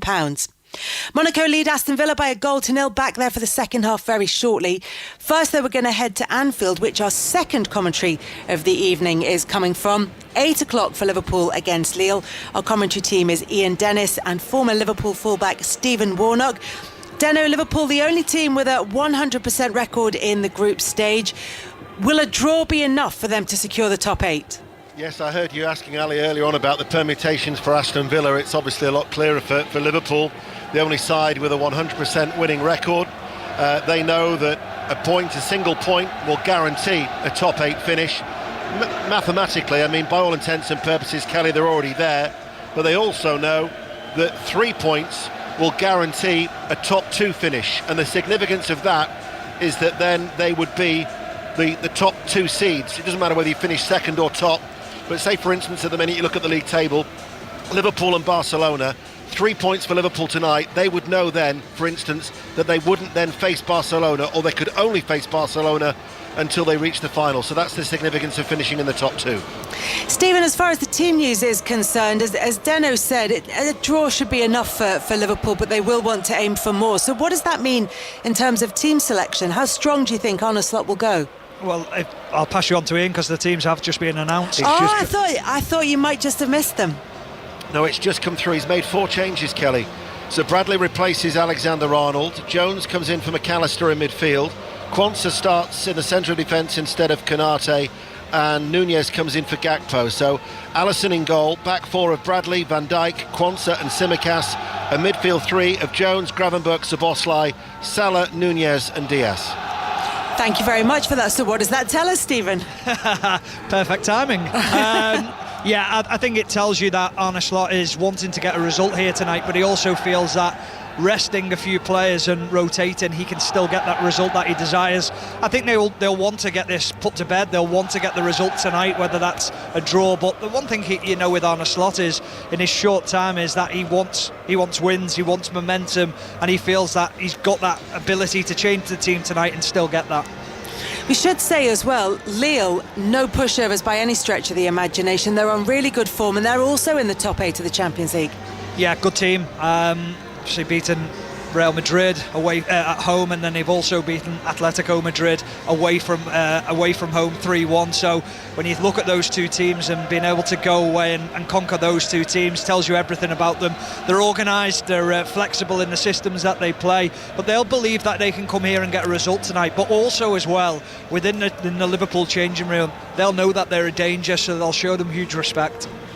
Looking forward to hearing from you both later on. Stephen Warnock and Ian Dennis at Anfield for us. Liverpool against Lille kicks off at 8 o'clock this evening. Meanwhile, Aston Villa are trailing Monaco by 1-0, but chances for Villa in that first half, which suggests that there is a way back for them in this game. Pat Nevin was saying at the end of the first half that Aston Villa can take at least a draw from this if they continue in the way that they have been performing in the first half. And remember that you can listen to our commentary alongside the final score graphics and the video printer tonight. Just press the red button or go to BBC iPlayer or the BBC Sport app and click on 5 Live Final Score. Looks like the sets of players are out on the pitch. Certainly Aston Villa are out on the pitch, and it looks like Monaco are about to join them, so we can rejoin our commentary team of Pat Nevin and Alistair Bruce Ball. Thank you, Kelly. Welcome back to the circus of Champions League football here in Monaco. The reason I say that was that just before this game we discovered the International Circus Festival of Monte Carlo annual event in January is going on right now. Pat Nevin, a couple of our colleagues in the written press were doing a tour of the stadium trying to find a way in and found themselves confronted by a giraffe. As you do. Yeah, it's a kind of weird thing to say. I didn't expect that.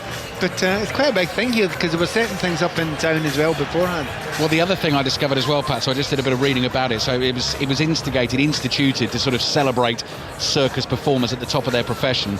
And there are juries there who judge the awards. And the top awards, you have one is called the Golden Clown for the top performer, the Silver Clown you can win, and the Bronze Clown. I'm saying nothing about Ian Dennis, John Murray and Alistair Bruce Ball. Thank you, Pat. Ian Dennis on the way later on this evening alongside Stephen Warnock. We just heard from them at Anfield. Liverpool against Lille, but Aston Villa have got work to do here.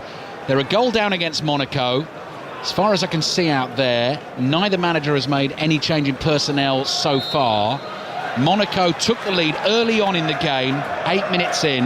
Wilfried Singo, their centre-back, heading in from close range. Aston Villa all in dark blue with white trim, playing from right to left in the second half, well supported as they have been on their travels in Europe this season. You can hear the Villa fans singing in the background right now, and Boubacar Kamara is on the ball, stumbling forward. He's lost it inside his own half. Minamino tries to control it outside of his right foot, plays a ball into the Villa penalty area. Dean prods it back to Martinez, just chips it over the leg there of Akliouche.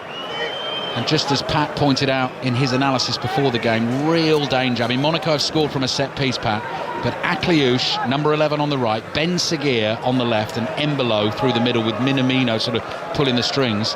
There's threat there, isn't there? Yeah, there is. There's really good pace. Minamino less so pace-wise, but they adapt and they change all the time as well, because all three of them are perfectly happy playing in each other's positions. So it's hard to mark sometimes when they're shifting like that. So I do like that what they've got about them.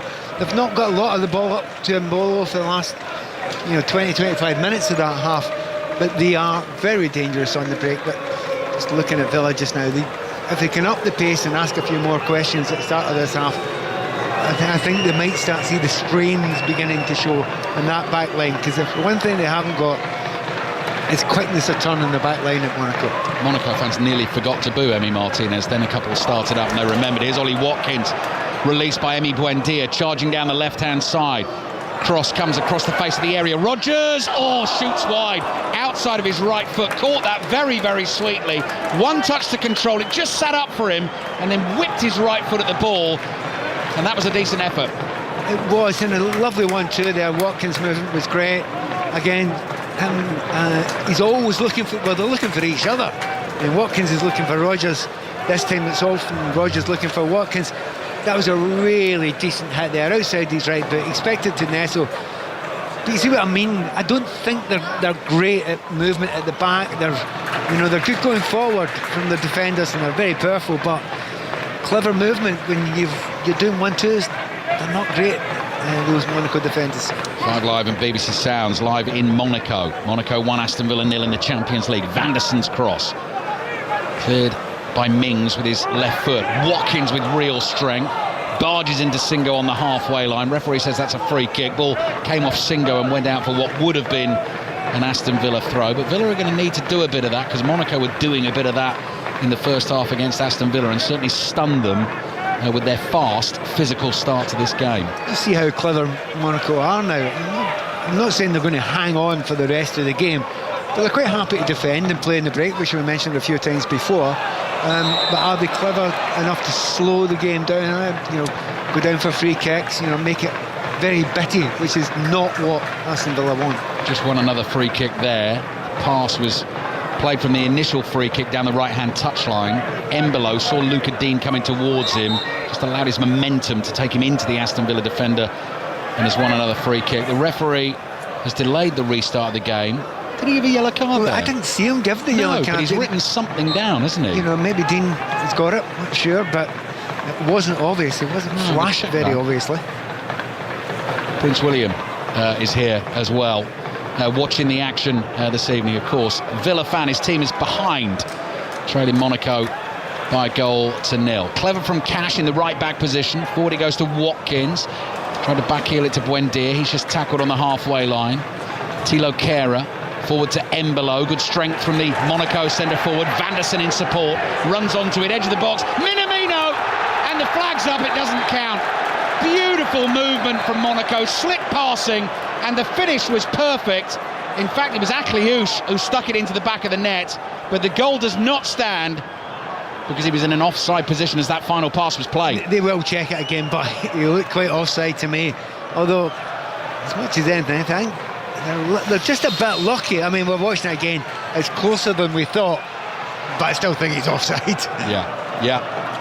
VAR agrees with the decision made on the field. Akliouche's goal is ruled out, so he had that late chance, end of the first half, which he blasted over the bar.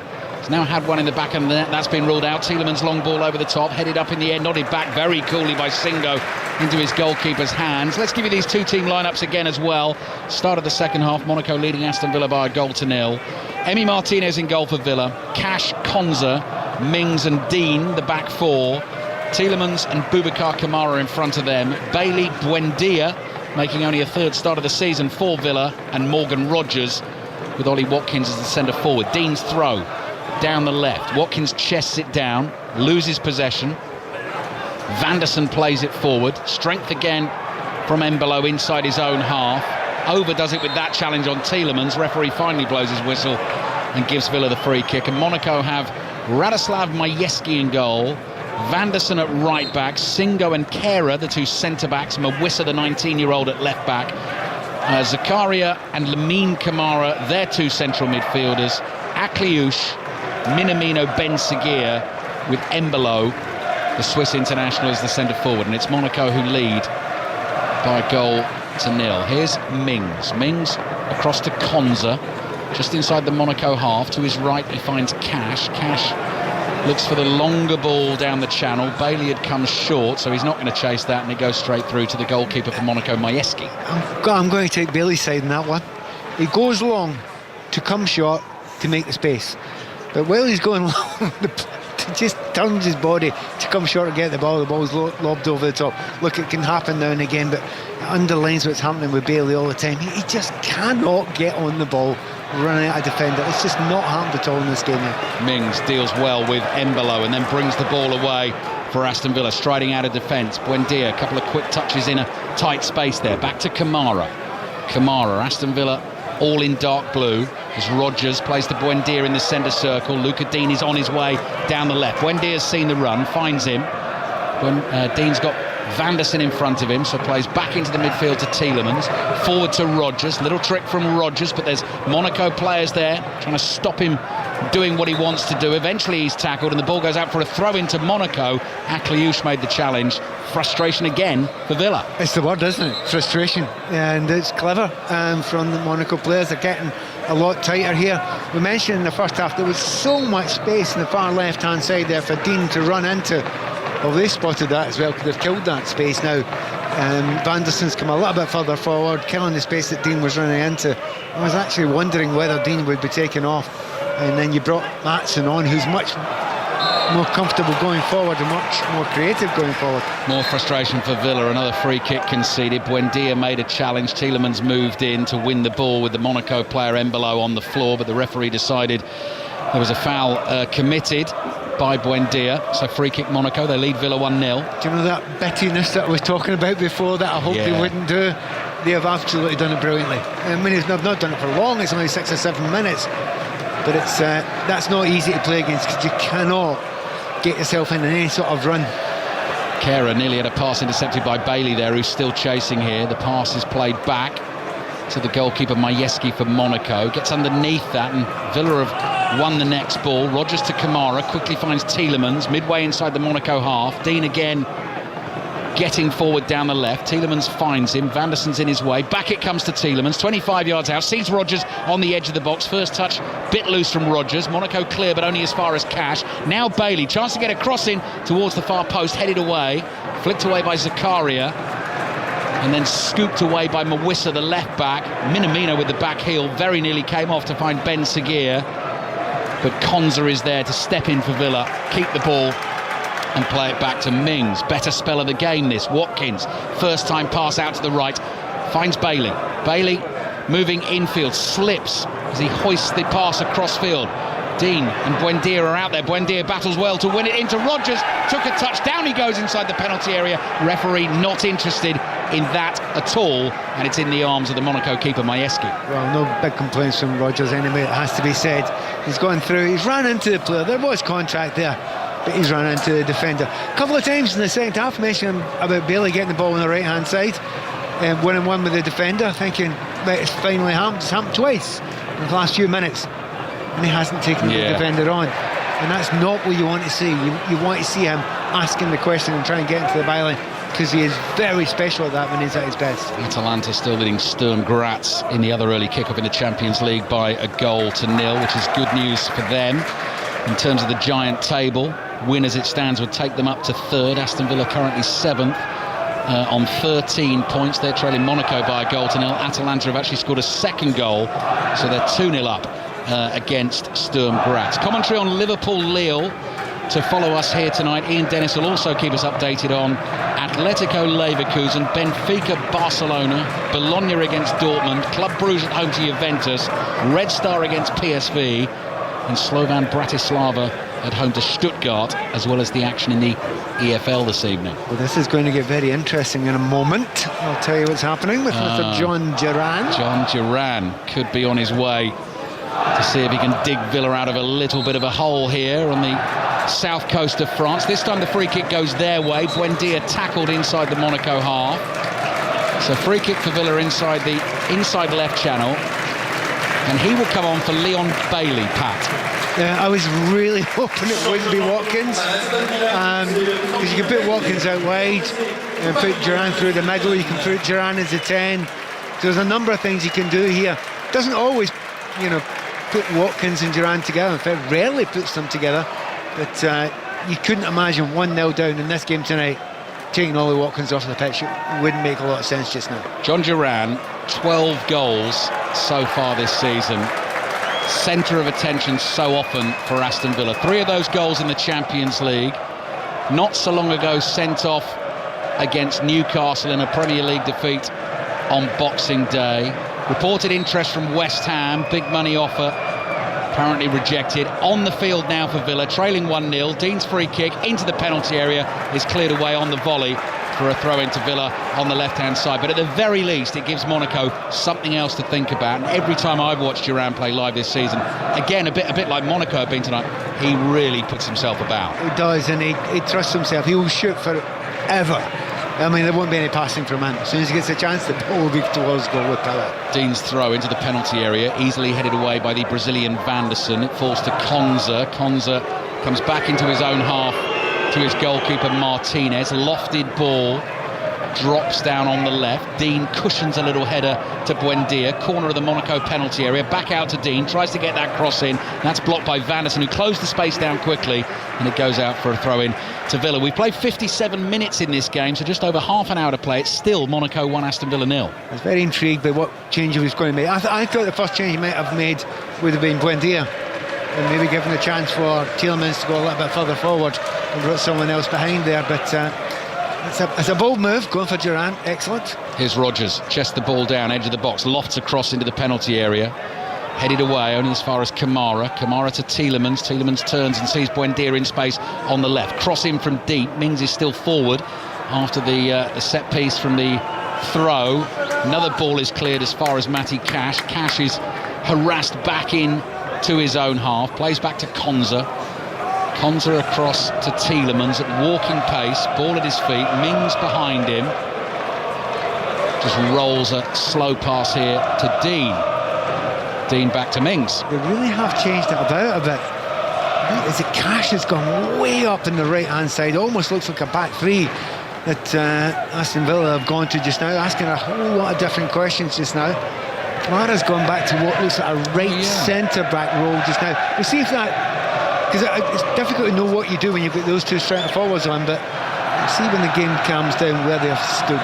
Brilliant back heel from Buendia, finds Dean, gets the cross in from the byline, high one to the back post, Cash attacks it, lobbed header, easily caught by the goalkeeper Majewski. You're spot on, Pat, I think you're right. Boubacar Kamara, right-sided centre-back, Mings on the left, Konza in the middle, and the wing-backs flying forward. And he'll adapt. What he'll do is, when they're under, when they're under a little bit of pressure, they'll just go back to the normal four.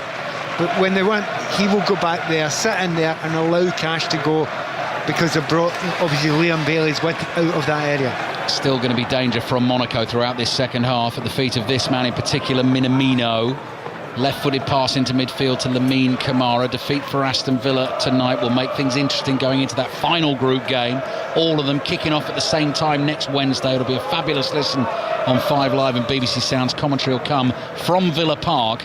Aston Villa hosting Celtic. Vanderson's ball is loose inside the Villa half. Kamara intercepts, holds off Vanderson. He's trying to make amends, nearly fouled Kamara, and then Watkins can't control the ball forward, but it's knocked into his legs, and then Watkins loses it again, and suddenly Monaco are attacking Villa here. Pass to the right, finds Kamara. There's Ben Seguir again. Ben Seguir's come into a more central position here. Wide it comes to Akliouche. Akliouche with the red socks rolled down. Monaco in the red and white shirts. Pure white backs, red numbers on those. Mings intercepts the pass forward. Vanderson gets there before Watkins. Little pass to his left into midfield. Not the best touch from Kamara.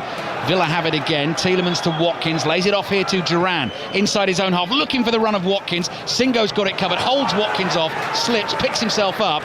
And then passes into midfield. It's so frustrating. You can see time and time again, Aston Villa nearly win the ball in the middle of the park. There are breaks on. There is space to run into. There are so many half chances that don't quite get there.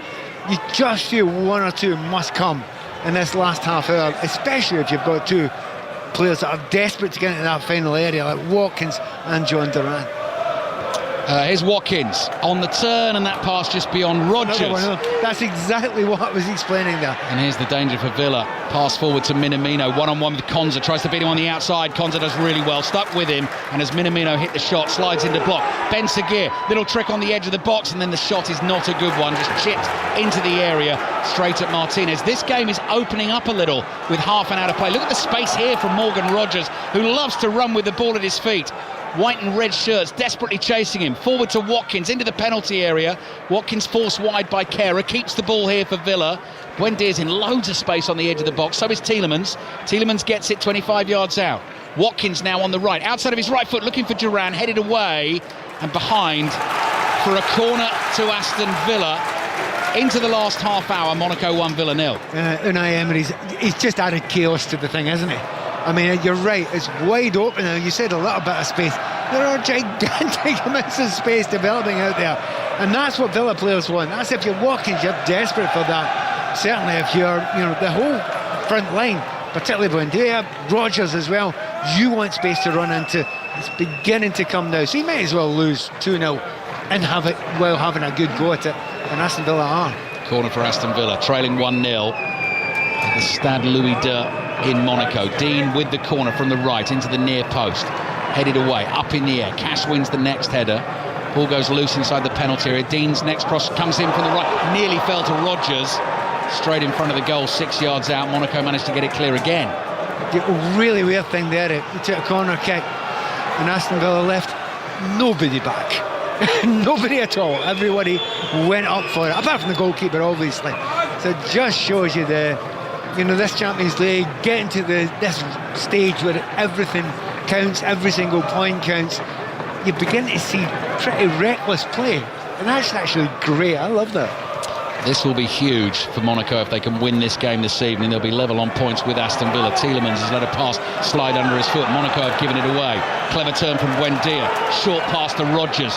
30 yards out. Central position across to Duran. Back to Rodgers. Edge of the area. Tries to flick a little cross into the far post. Villa player down. Buendia on the edge of the box. Monaco bring the ball clear with Lamine Camara.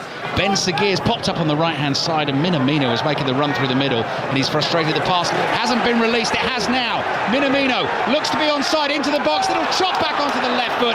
Had a teammate waiting at the far post. Embolo tried to tee himself up for the shot, and he's furious with himself. Could have possibly killed the game. Yeah, he should have had a goal there, and he's not really getting the pace to do that little trick back there, and he actually looks exhausted now. But what a chance. But you're going to get that between now and the end of the game.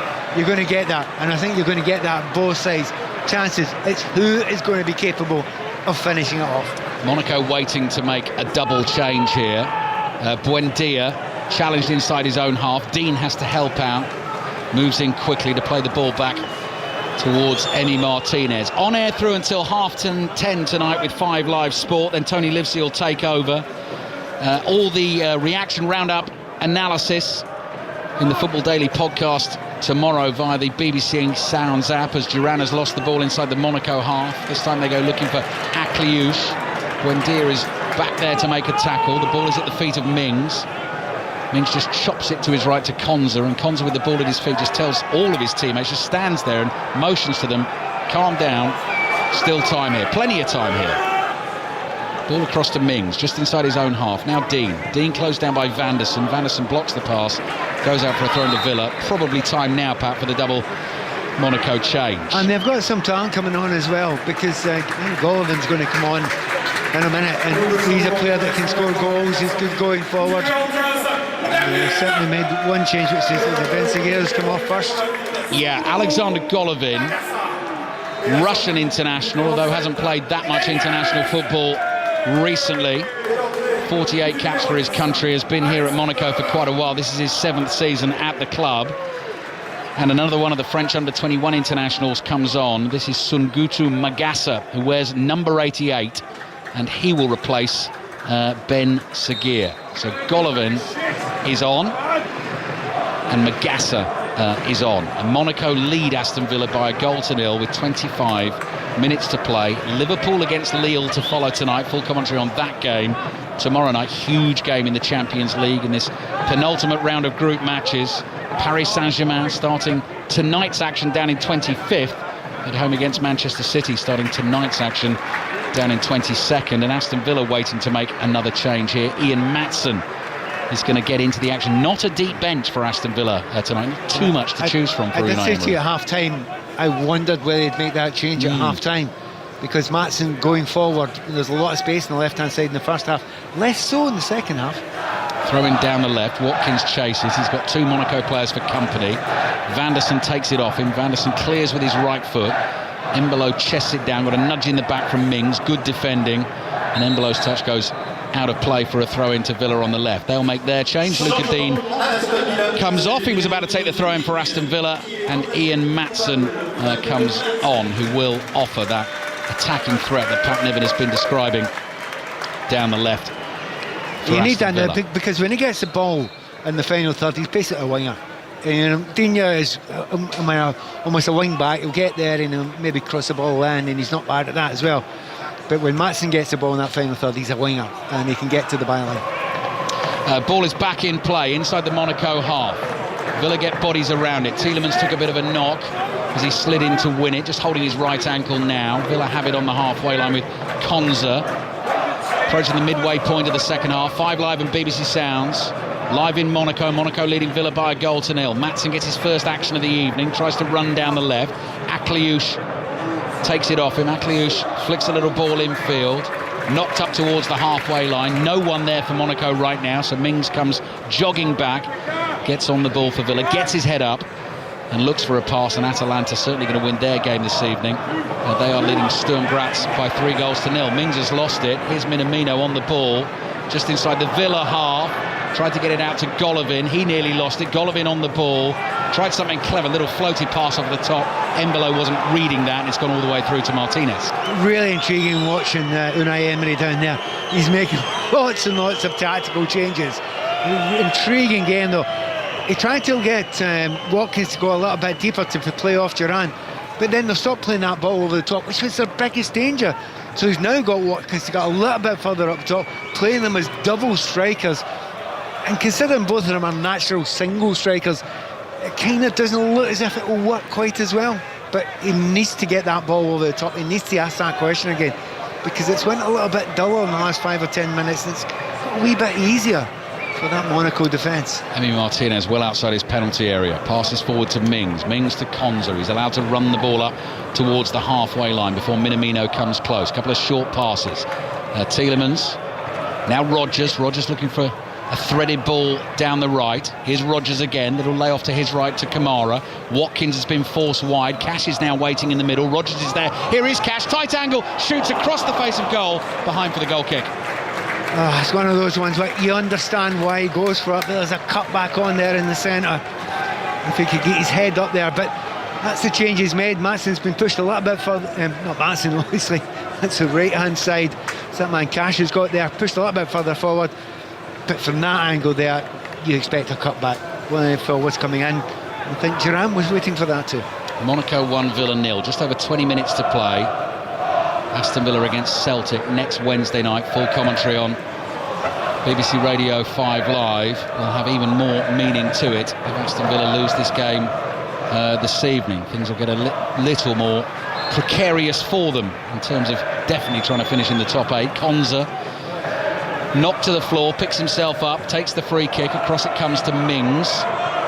Mings with his left foot. Back to Konza. Monaco just standing off the 2 Aston Villa centre-backs. Maatsen in a lot of space on the left-hand side, just in front of his manager Emery, who's sort of waving the play towards Maatsen. Comes out to Maatsen. He can't really do much with that. Vanderson was right behind him, so he knocks it back into his own half to Emi Martinez. Maatsen again, very attacking position wide here. Martinez on the ball in between his 2 centre-backs, 20 yards outside his penalty area. Cross to Mings, wide to Maatsen. Vanderson closes in, exactly the same piece of play there, but this time Vanderson keeps going down the right and Maatsen rushes back to get the ball back for Villa, and Mings passes back to his goalkeeper. He's been very steady, Vanderson, hasn't he, in this right-back area. There's not many players that are getting by him now. There's a bit of space in the first half, but he himself, when he's had one-on-ones, hasn't lost one battle yet. Can Aston Villa find themselves an equaliser, get themselves to 14 points? If they then could beat Celtic at home next Wednesday, 17 points, we really do think that would be enough for a top 8 finish. That was certainly what Unai Emery seemed to intimate, what he was thinking about it in the press conference ahead of this game yesterday. But somehow Villa need to find a goal here. Tielemans on the ball, 30 yards out. Monaco have everyone behind it. Tielemans across to Mings. Forward it comes here to Buendia. Edge of the box. Just didn't get the ball in the right position to hit a shot. Ended up trying to do something with the outside of his right foot and couldn't find a teammate. It's with Majewski, the Monaco keeper. The intricate stuff in the final third hasn't been great, has it? They've got into positions, they've worked it quite well to get through. They do look very good in that midfield, with Tielemans particularly. Buendia's picking up the positions, but again, a little bit of rustiness there. Just the final ball. It has to be perfect. Of course it has to be perfect. But you can't almost get used to it being perfect from certain players in that side, because you know that they're capable of. You know Rodgers, when he's on song, he can do that. Into the last 20 minutes, Monaco 1, Villa 0. Cash trip by Golovin. Monaco, who in this stadium have a good record against English teams in European competition. Matsson's ball, seeking out the run of Durant. Powerful run, shoulder to shoulder with Singo, and Singo gets a touch on the ball, knocks it behind. Really good physical battle between two supreme athletes, and Villa get the corner. Yeah, I think the stadium rattled there when those two came together. Real good physicality. I mean, that's exactly what he wants as a defender, Singo. Just a physical battle down the line. What he doesn't want is intricate little 1-2s beyond him. That's what he's not great at. So corner for Aston Villa. Tielemans waits to take.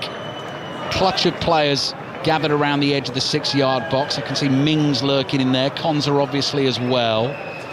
Don't put it in the keeper's hands. Done that too often today. Yeah, that's right. Tielemans low one into the near post. Buendia challenges for it. Minamino volleys it away. Chested down by Maatsen. Can't keep the ball in play. Goes out for a Monaco throw. They'll take their time over that. So their last game, Monaco, against an English team here in European competition, I think people will remember well.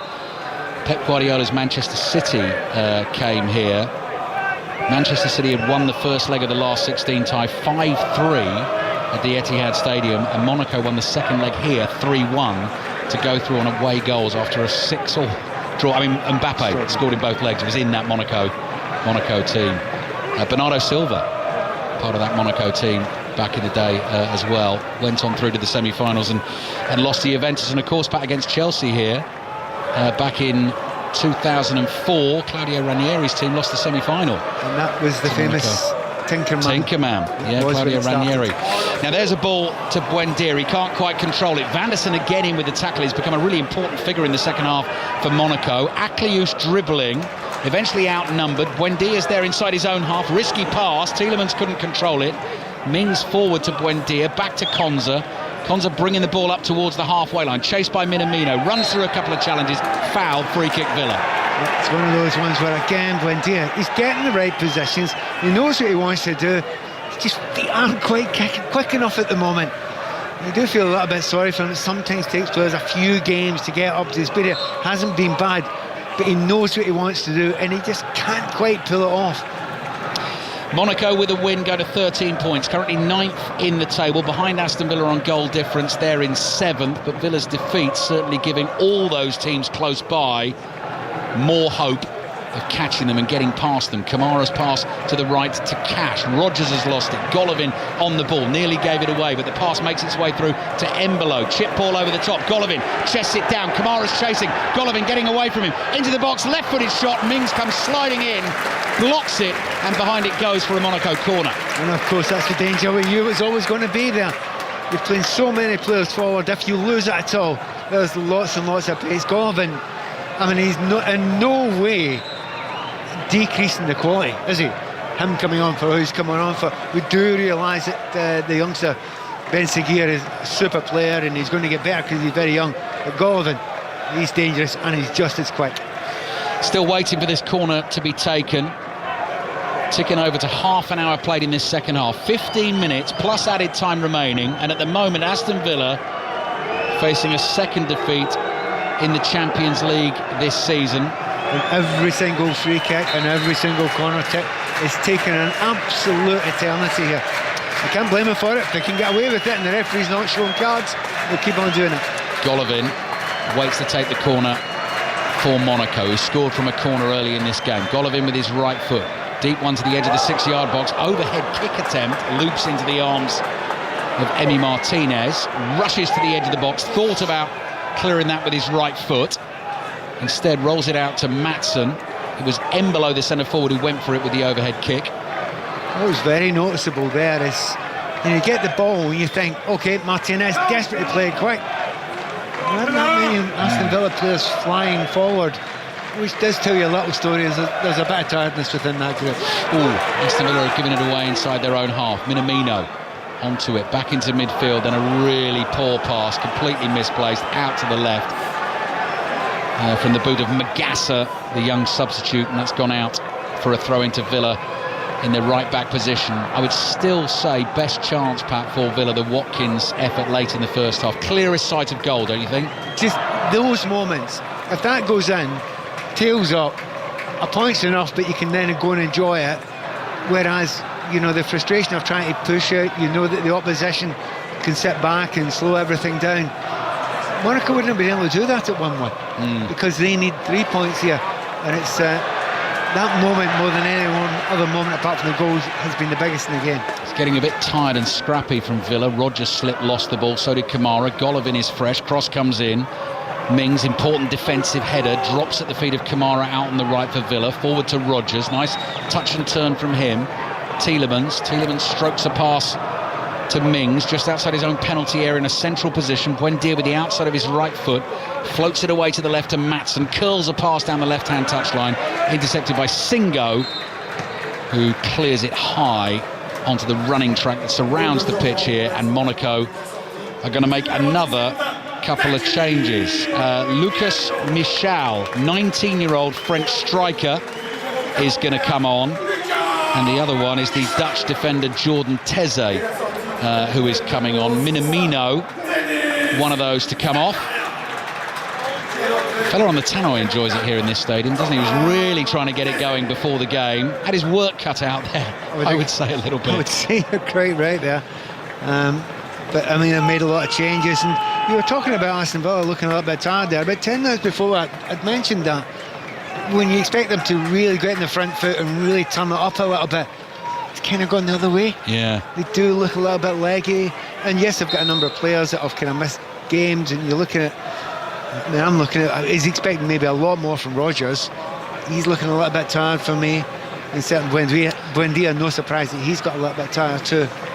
Next up for Aston Villa, Sunday 4:30 at home against West Ham in the Premier League. Full commentary on 5 Live. Embolo's ball, trying to feed that through, intercepted importantly by Konza. That was the young striker Michal trying to get on the end of that. Here's Cash on the right for Villa. 1-2 with Duran. Works brilliantly. Cash has space to run into. Speeding to the edge of the box. Low ball in looking for Watkins. Intercepted before it gets to him. Cleared high and behind for a corner to Villa. What you see a lot more from Villa, those 1-2s, they don't live with them. They really just can't live with them. In the first half, it was all these balls over the top, and you thought, well, it's a bit simplistic, don't do it all the time. But you get the defenders moving and turning, they are not very good at it. The thing is, Villa haven't done it often enough in the second half. Table is bunching up from Aston Villa's point of view, giving Monaco this evening encouragement and others. Villa on 13 points in the table, still in the top 8, trailing 1-0. Maatsen with the corner, in-swinger, and Majecki is able, Pat, to come through the bodies and claim it with both hands. And not a lot of bodies, let's be honest about it. No one's close to him, no one's bumping him. I mean, if you're taking free kicks, and you've got people that's their jobs to make sure that the corner kicks are good. To put a ball in that sort of area where the goalkeeper can just, for the third time, just come up and pluck it out of the air. You can't allow him to be able to do that as easily. You never see Arsenal doing that. No, you do not. Here Monaco possibly looking for a second goal to make sure of this game. Vanderson on the right, little touch, takes him infield past Maatsen. Buendia steps in, makes a tackle. Monaco have won it back. It's the 19-year-old Michal. Back to Magassa. There's Akliouche. Low pass out to the left-hand side. They've switched the point of attack. Mawissa to Golovin. He's overhit the cross way beyond the byline and behind for the goal kick to Villa. But we're into the last 10 minutes of the game now here in Monaco. And Monaco still lead Villa by a goal to nil. And that push and that increase just hasn't happened from Villa. And just looking at the way the opposition are lined up, they'll even further up the field. I mean, they're not, at the moment, they don't look panicked. They think, if we can win the ball high up the field here, we can kill this game off. That's very, very impressive. They're playing a pretty old-fashioned 4-2-4, which, considering they're 1 goal up, I didn't expect them to be so positive, Monaco, but they have been. Full commentary on Liverpool-Lille is on the way. Just over half an hour until kick-off at Anfield. Ian Dennis and Stephen Warnock, your commentary team. Point for Liverpool at home tonight. Good enough to guarantee place in the top 8 and automatic qualification for the last 16. They'll want to finish top of the table to give themselves the very best chance of a good draw all the way through the competition. Barcelona currently sitting in second place and Atalanta third place in the table. They're leading Sturm Graz by 3-0 this evening. Rodgers has given the ball away. Trouble now for Aston Villa. Got to get back. Monaco have options left and right. Here's Michel dribbling, got a push to the edge of the box by Rodgers. He did. Free kick for Monaco. Wasn't a lot in it there, but I think there was enough just to put him across the line. He managed to push him just outside the box. But what you find now is 19-20 yards out, free kick made for a right footer there. And once again, there's a queue of Monaco players. But the breaks, we were talking just a minute or so ago, the fact that they're leaving 4 up. They know if they win the ball high up the field, they've got a chance to become very, very dangerous. And in this situation, it's the tiniest little touch for Rodgers, isn't it? Very, very small, but it's enough. Puts him off balance, does a free kick, and it was a yard outside the box. And have a look at where the ball is now, Aston. Yes, just got a little bit further back, hasn't it, Pat? 3 yards outside the box, which is exactly what you try and sneakily do if you're a forward, because it's much easier to get it up and down from now 22 yards. The fella who was the James Ward-Prowse-alike is no longer on the field, Pat, How so we cannot disappointing. test that theory. Lamine Camara has been substituted, so I can see Golovin over the ball, but he's been sent away. I can see Akliouche over the ball, and is that Teze who is standing there? Can't see the number of his shirt. Referee's he's trying to take the ball a little bit further back. Looks like it might be Teze who's going to try and strike it with his right foot for Monaco. Martinez waits on his goal line. Monaco leading Aston Villa by 1-0. Shot comes into the wall. Ball goes loose. Kamara leans in to win a header. Maatsen clears it away with his right foot. Monaco work it out to the right to Vanderson. Vanderson's got Maatsen right behind him, just keeping the ball in play under the studs of his right boot on the touchline. Infield it comes. Then Magassa flicks it forward. Good touch by Golovin. Golovin, little flick pass outside of his right foot, looking for the run there on the outside, but couldn't catch it. It's gone behind for the goal kick. If anything, they've got a little bit stronger, Monaco. And Aston Villa are having to play in the break, but it's just not been held up. Not going to be able to get it beyond the defenders. And John Duran's come in and had minimal impact. 7 minutes remaining in the game, plus added time for Aston Villa. It has not gone the way they would have hoped. Still time to do something about it. I know the Villa fans will have enjoyed their trip. Pat, you did better than me today. You went for a run along the coastline. I went for a walk. But there were all those bars with the little thin balconies out the front. You could see all the Villa fans out there with their flags, just drinking in the sunshine. Oh yeah, and it was lovely, and the weather was lovely, and it was beautiful outside for a run. And the high point is I didn't have to run with John Southall. Yes. Because that's not a fun thing. Unadvisable. Yes, I've tried that. It's quite quick. Yes. Akliouche volleys a ball high in the air for Monaco. Konza is able to get to it first for Villa. Low pass to his right, finds Cash. Golovin comes running back to block his path. Cash plays it back to Konza. Konza running forward with the ball at his feet, up towards the halfway line. Thought about the release of pass. Michel is in his way. Plays it to his right to Kamara. Now Tielemans back to Kamara. No real space for Villa to work in here. Forward to Rodgers. Closed down quickly on the halfway line. 2 Monaco players around him. There's the 19-year-old Michel who's won it. Running away with it down the left. Rodgers takes exception to that. Follows in, makes a challenge. Tielemans gets a foot in. Goes out for a throw into Monaco. They've been good at that in the last 15-20 minutes, haven't they? They've left players up 4 up the field. They've made sure that the tired players have been caught out time and time again. So, well done to the manager, Adi Rutter. Double change coming for Aston Villa.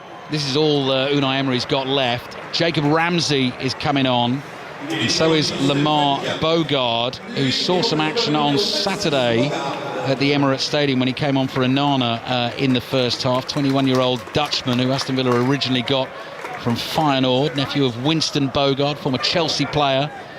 So Bogard and Ramsey are on. Buendia, one of those to come off. Rodgers the other? Yes. Rodgers the other. Rodgers is off for Villa. 5 minutes to play. Not going Villa's way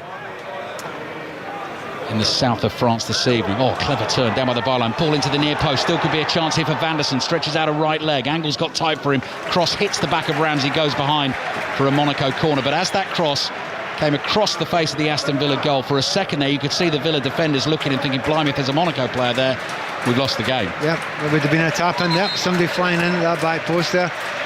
But it's just looked, I have to say, less and less likely these last 20 minutes.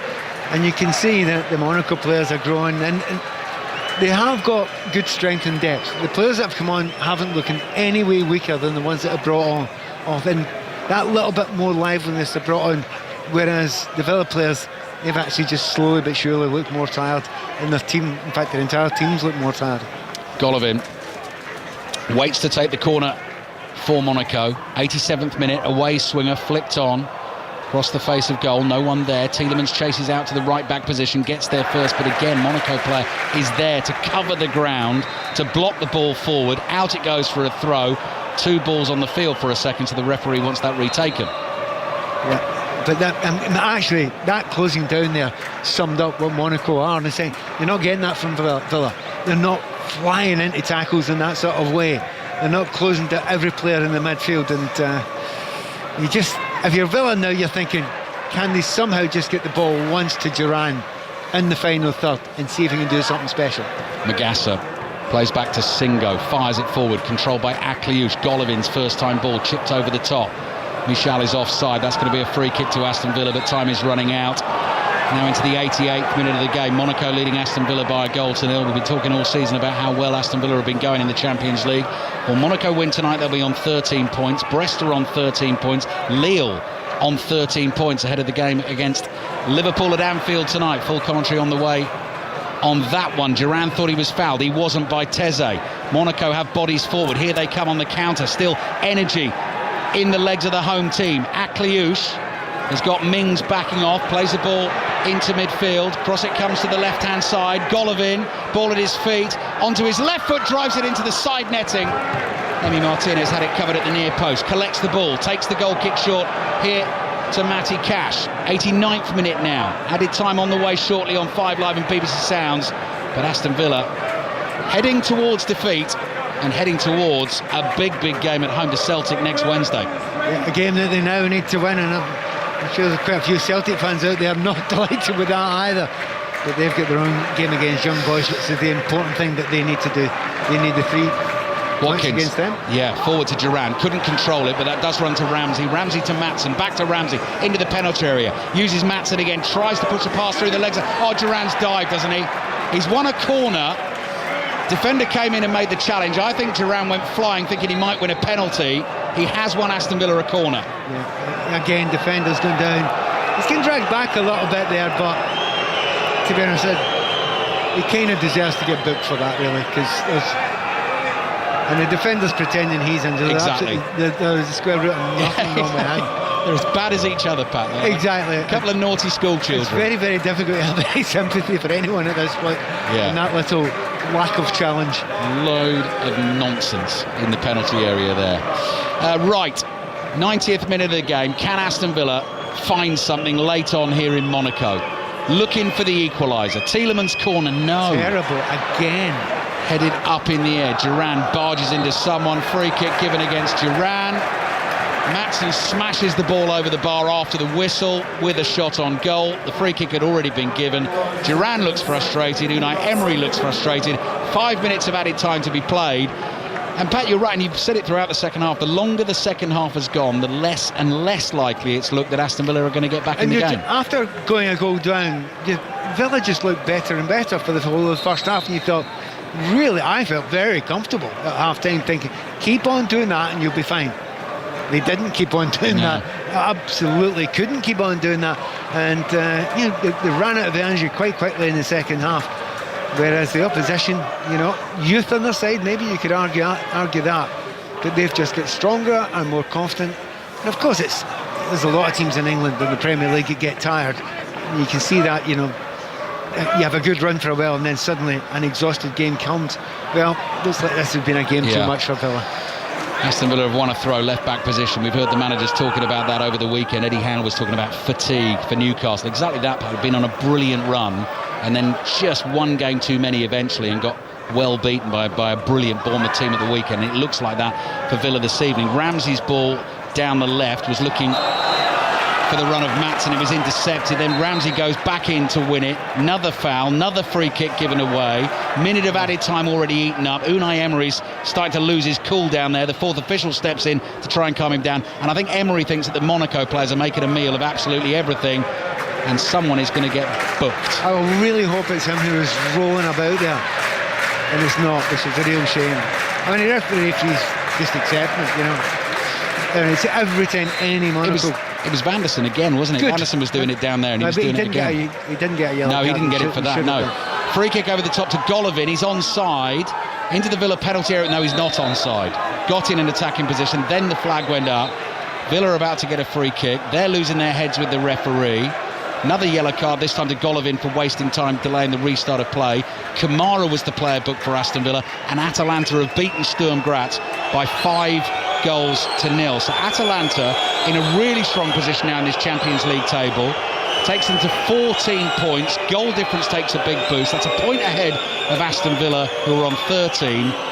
Aston Villa still in the top 8 as things stand, but have made themselves susceptible tonight and tomorrow to being overtaken and dropping out of that top 8 ahead of the final game against Celtic next week. Duran again battling for the ball, tries an overhead kick, loops it over the bar.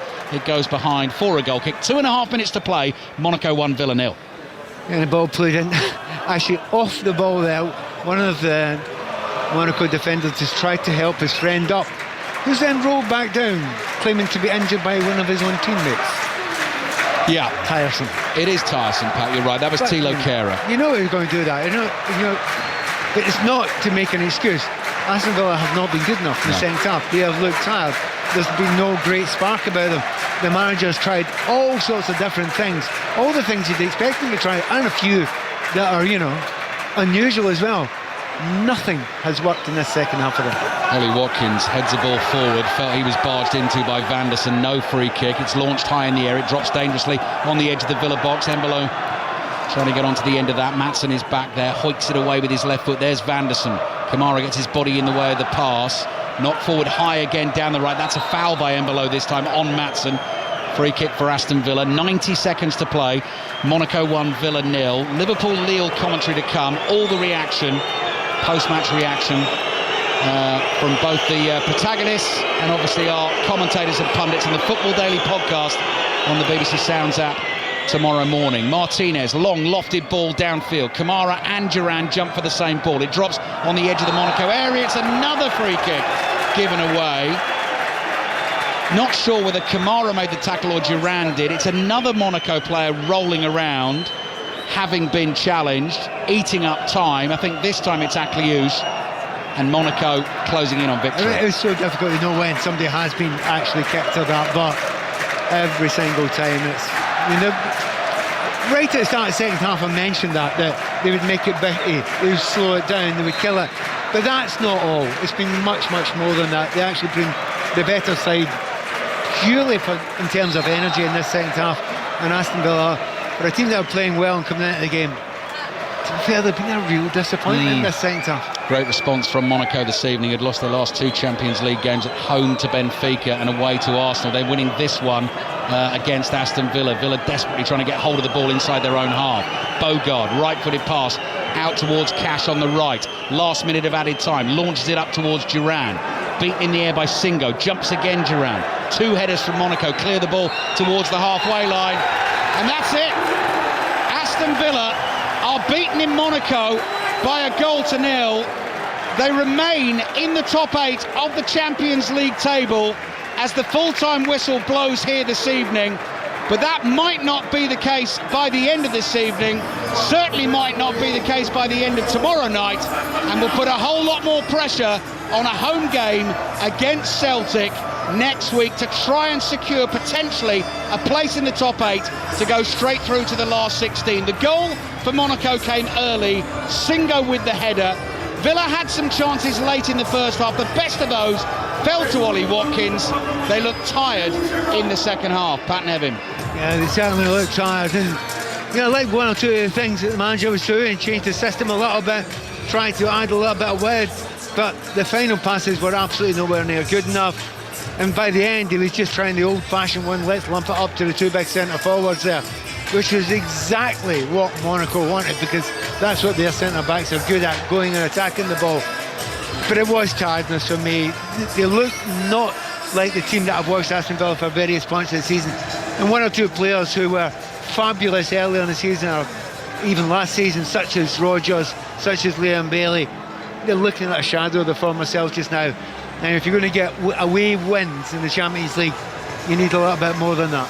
You can see what it means to the Monaco players. They are out there on the field, hugging, dancing, laughing, singing, enjoying the win. Big win for them because it puts them on 13 points as well. So as we leave you in Monaco this evening, couple of games played in the Champions League tonight. Atalanta up to third in the table. They thumped Sturm Graz by 5-0. But Villa remain on 13 points. And as I say, whether they're still in the top 8 by the end of tonight, we will have to wait and see. Disappointing night for Aston Villa. Great trip for the fans again. They've really enjoyed the sunshine on the south coast of France this afternoon, but not a sparkling performance from their team. It's finished. Monaco 1, Aston Villa 0. Alistair Bruce-Ball and Pat Nevin in Monaco for us this evening. Pat, although it was, as Ali says, a disappointing night for Aston Villa, it does sound throughout the commentary as though you have some sympathy for them. Yeah, I have some sympathy for them because they tried everything they could after losing that early goal and became the better side. And I expected them to push on for that. I don't think there was a lack of effort, but that energy that you need, that spark that you need, that you see when they're at their very best, it just disappeared. It evaporated as the half went on, the second half went on. And every minute that passed, it became less and less likely that they were going to get through. None against the manager, none against players who were trying to. Watkins was doing really good work in the first half, trying to get beyond. But in the end, if you've got 2 or 3 players that are not playing badly, but just do not look at the fitness levels you need at this level, you get caught, you get done, particularly away from home. So a real disappointment for Aston Villa. Yes, you worked hard, but in the widest sense, they're playing against Celtic. It's at home. If they win that game, they've got a chance of being in the top 8. But forget that, you're still in the Champions League, whatever happens. So it's still been a good campaign for them, although this wasn't the best moment. Pat and Ali, thank you very much. At least you've got an evening in Monaco to look forward to after this one. Liverpool against Lille to come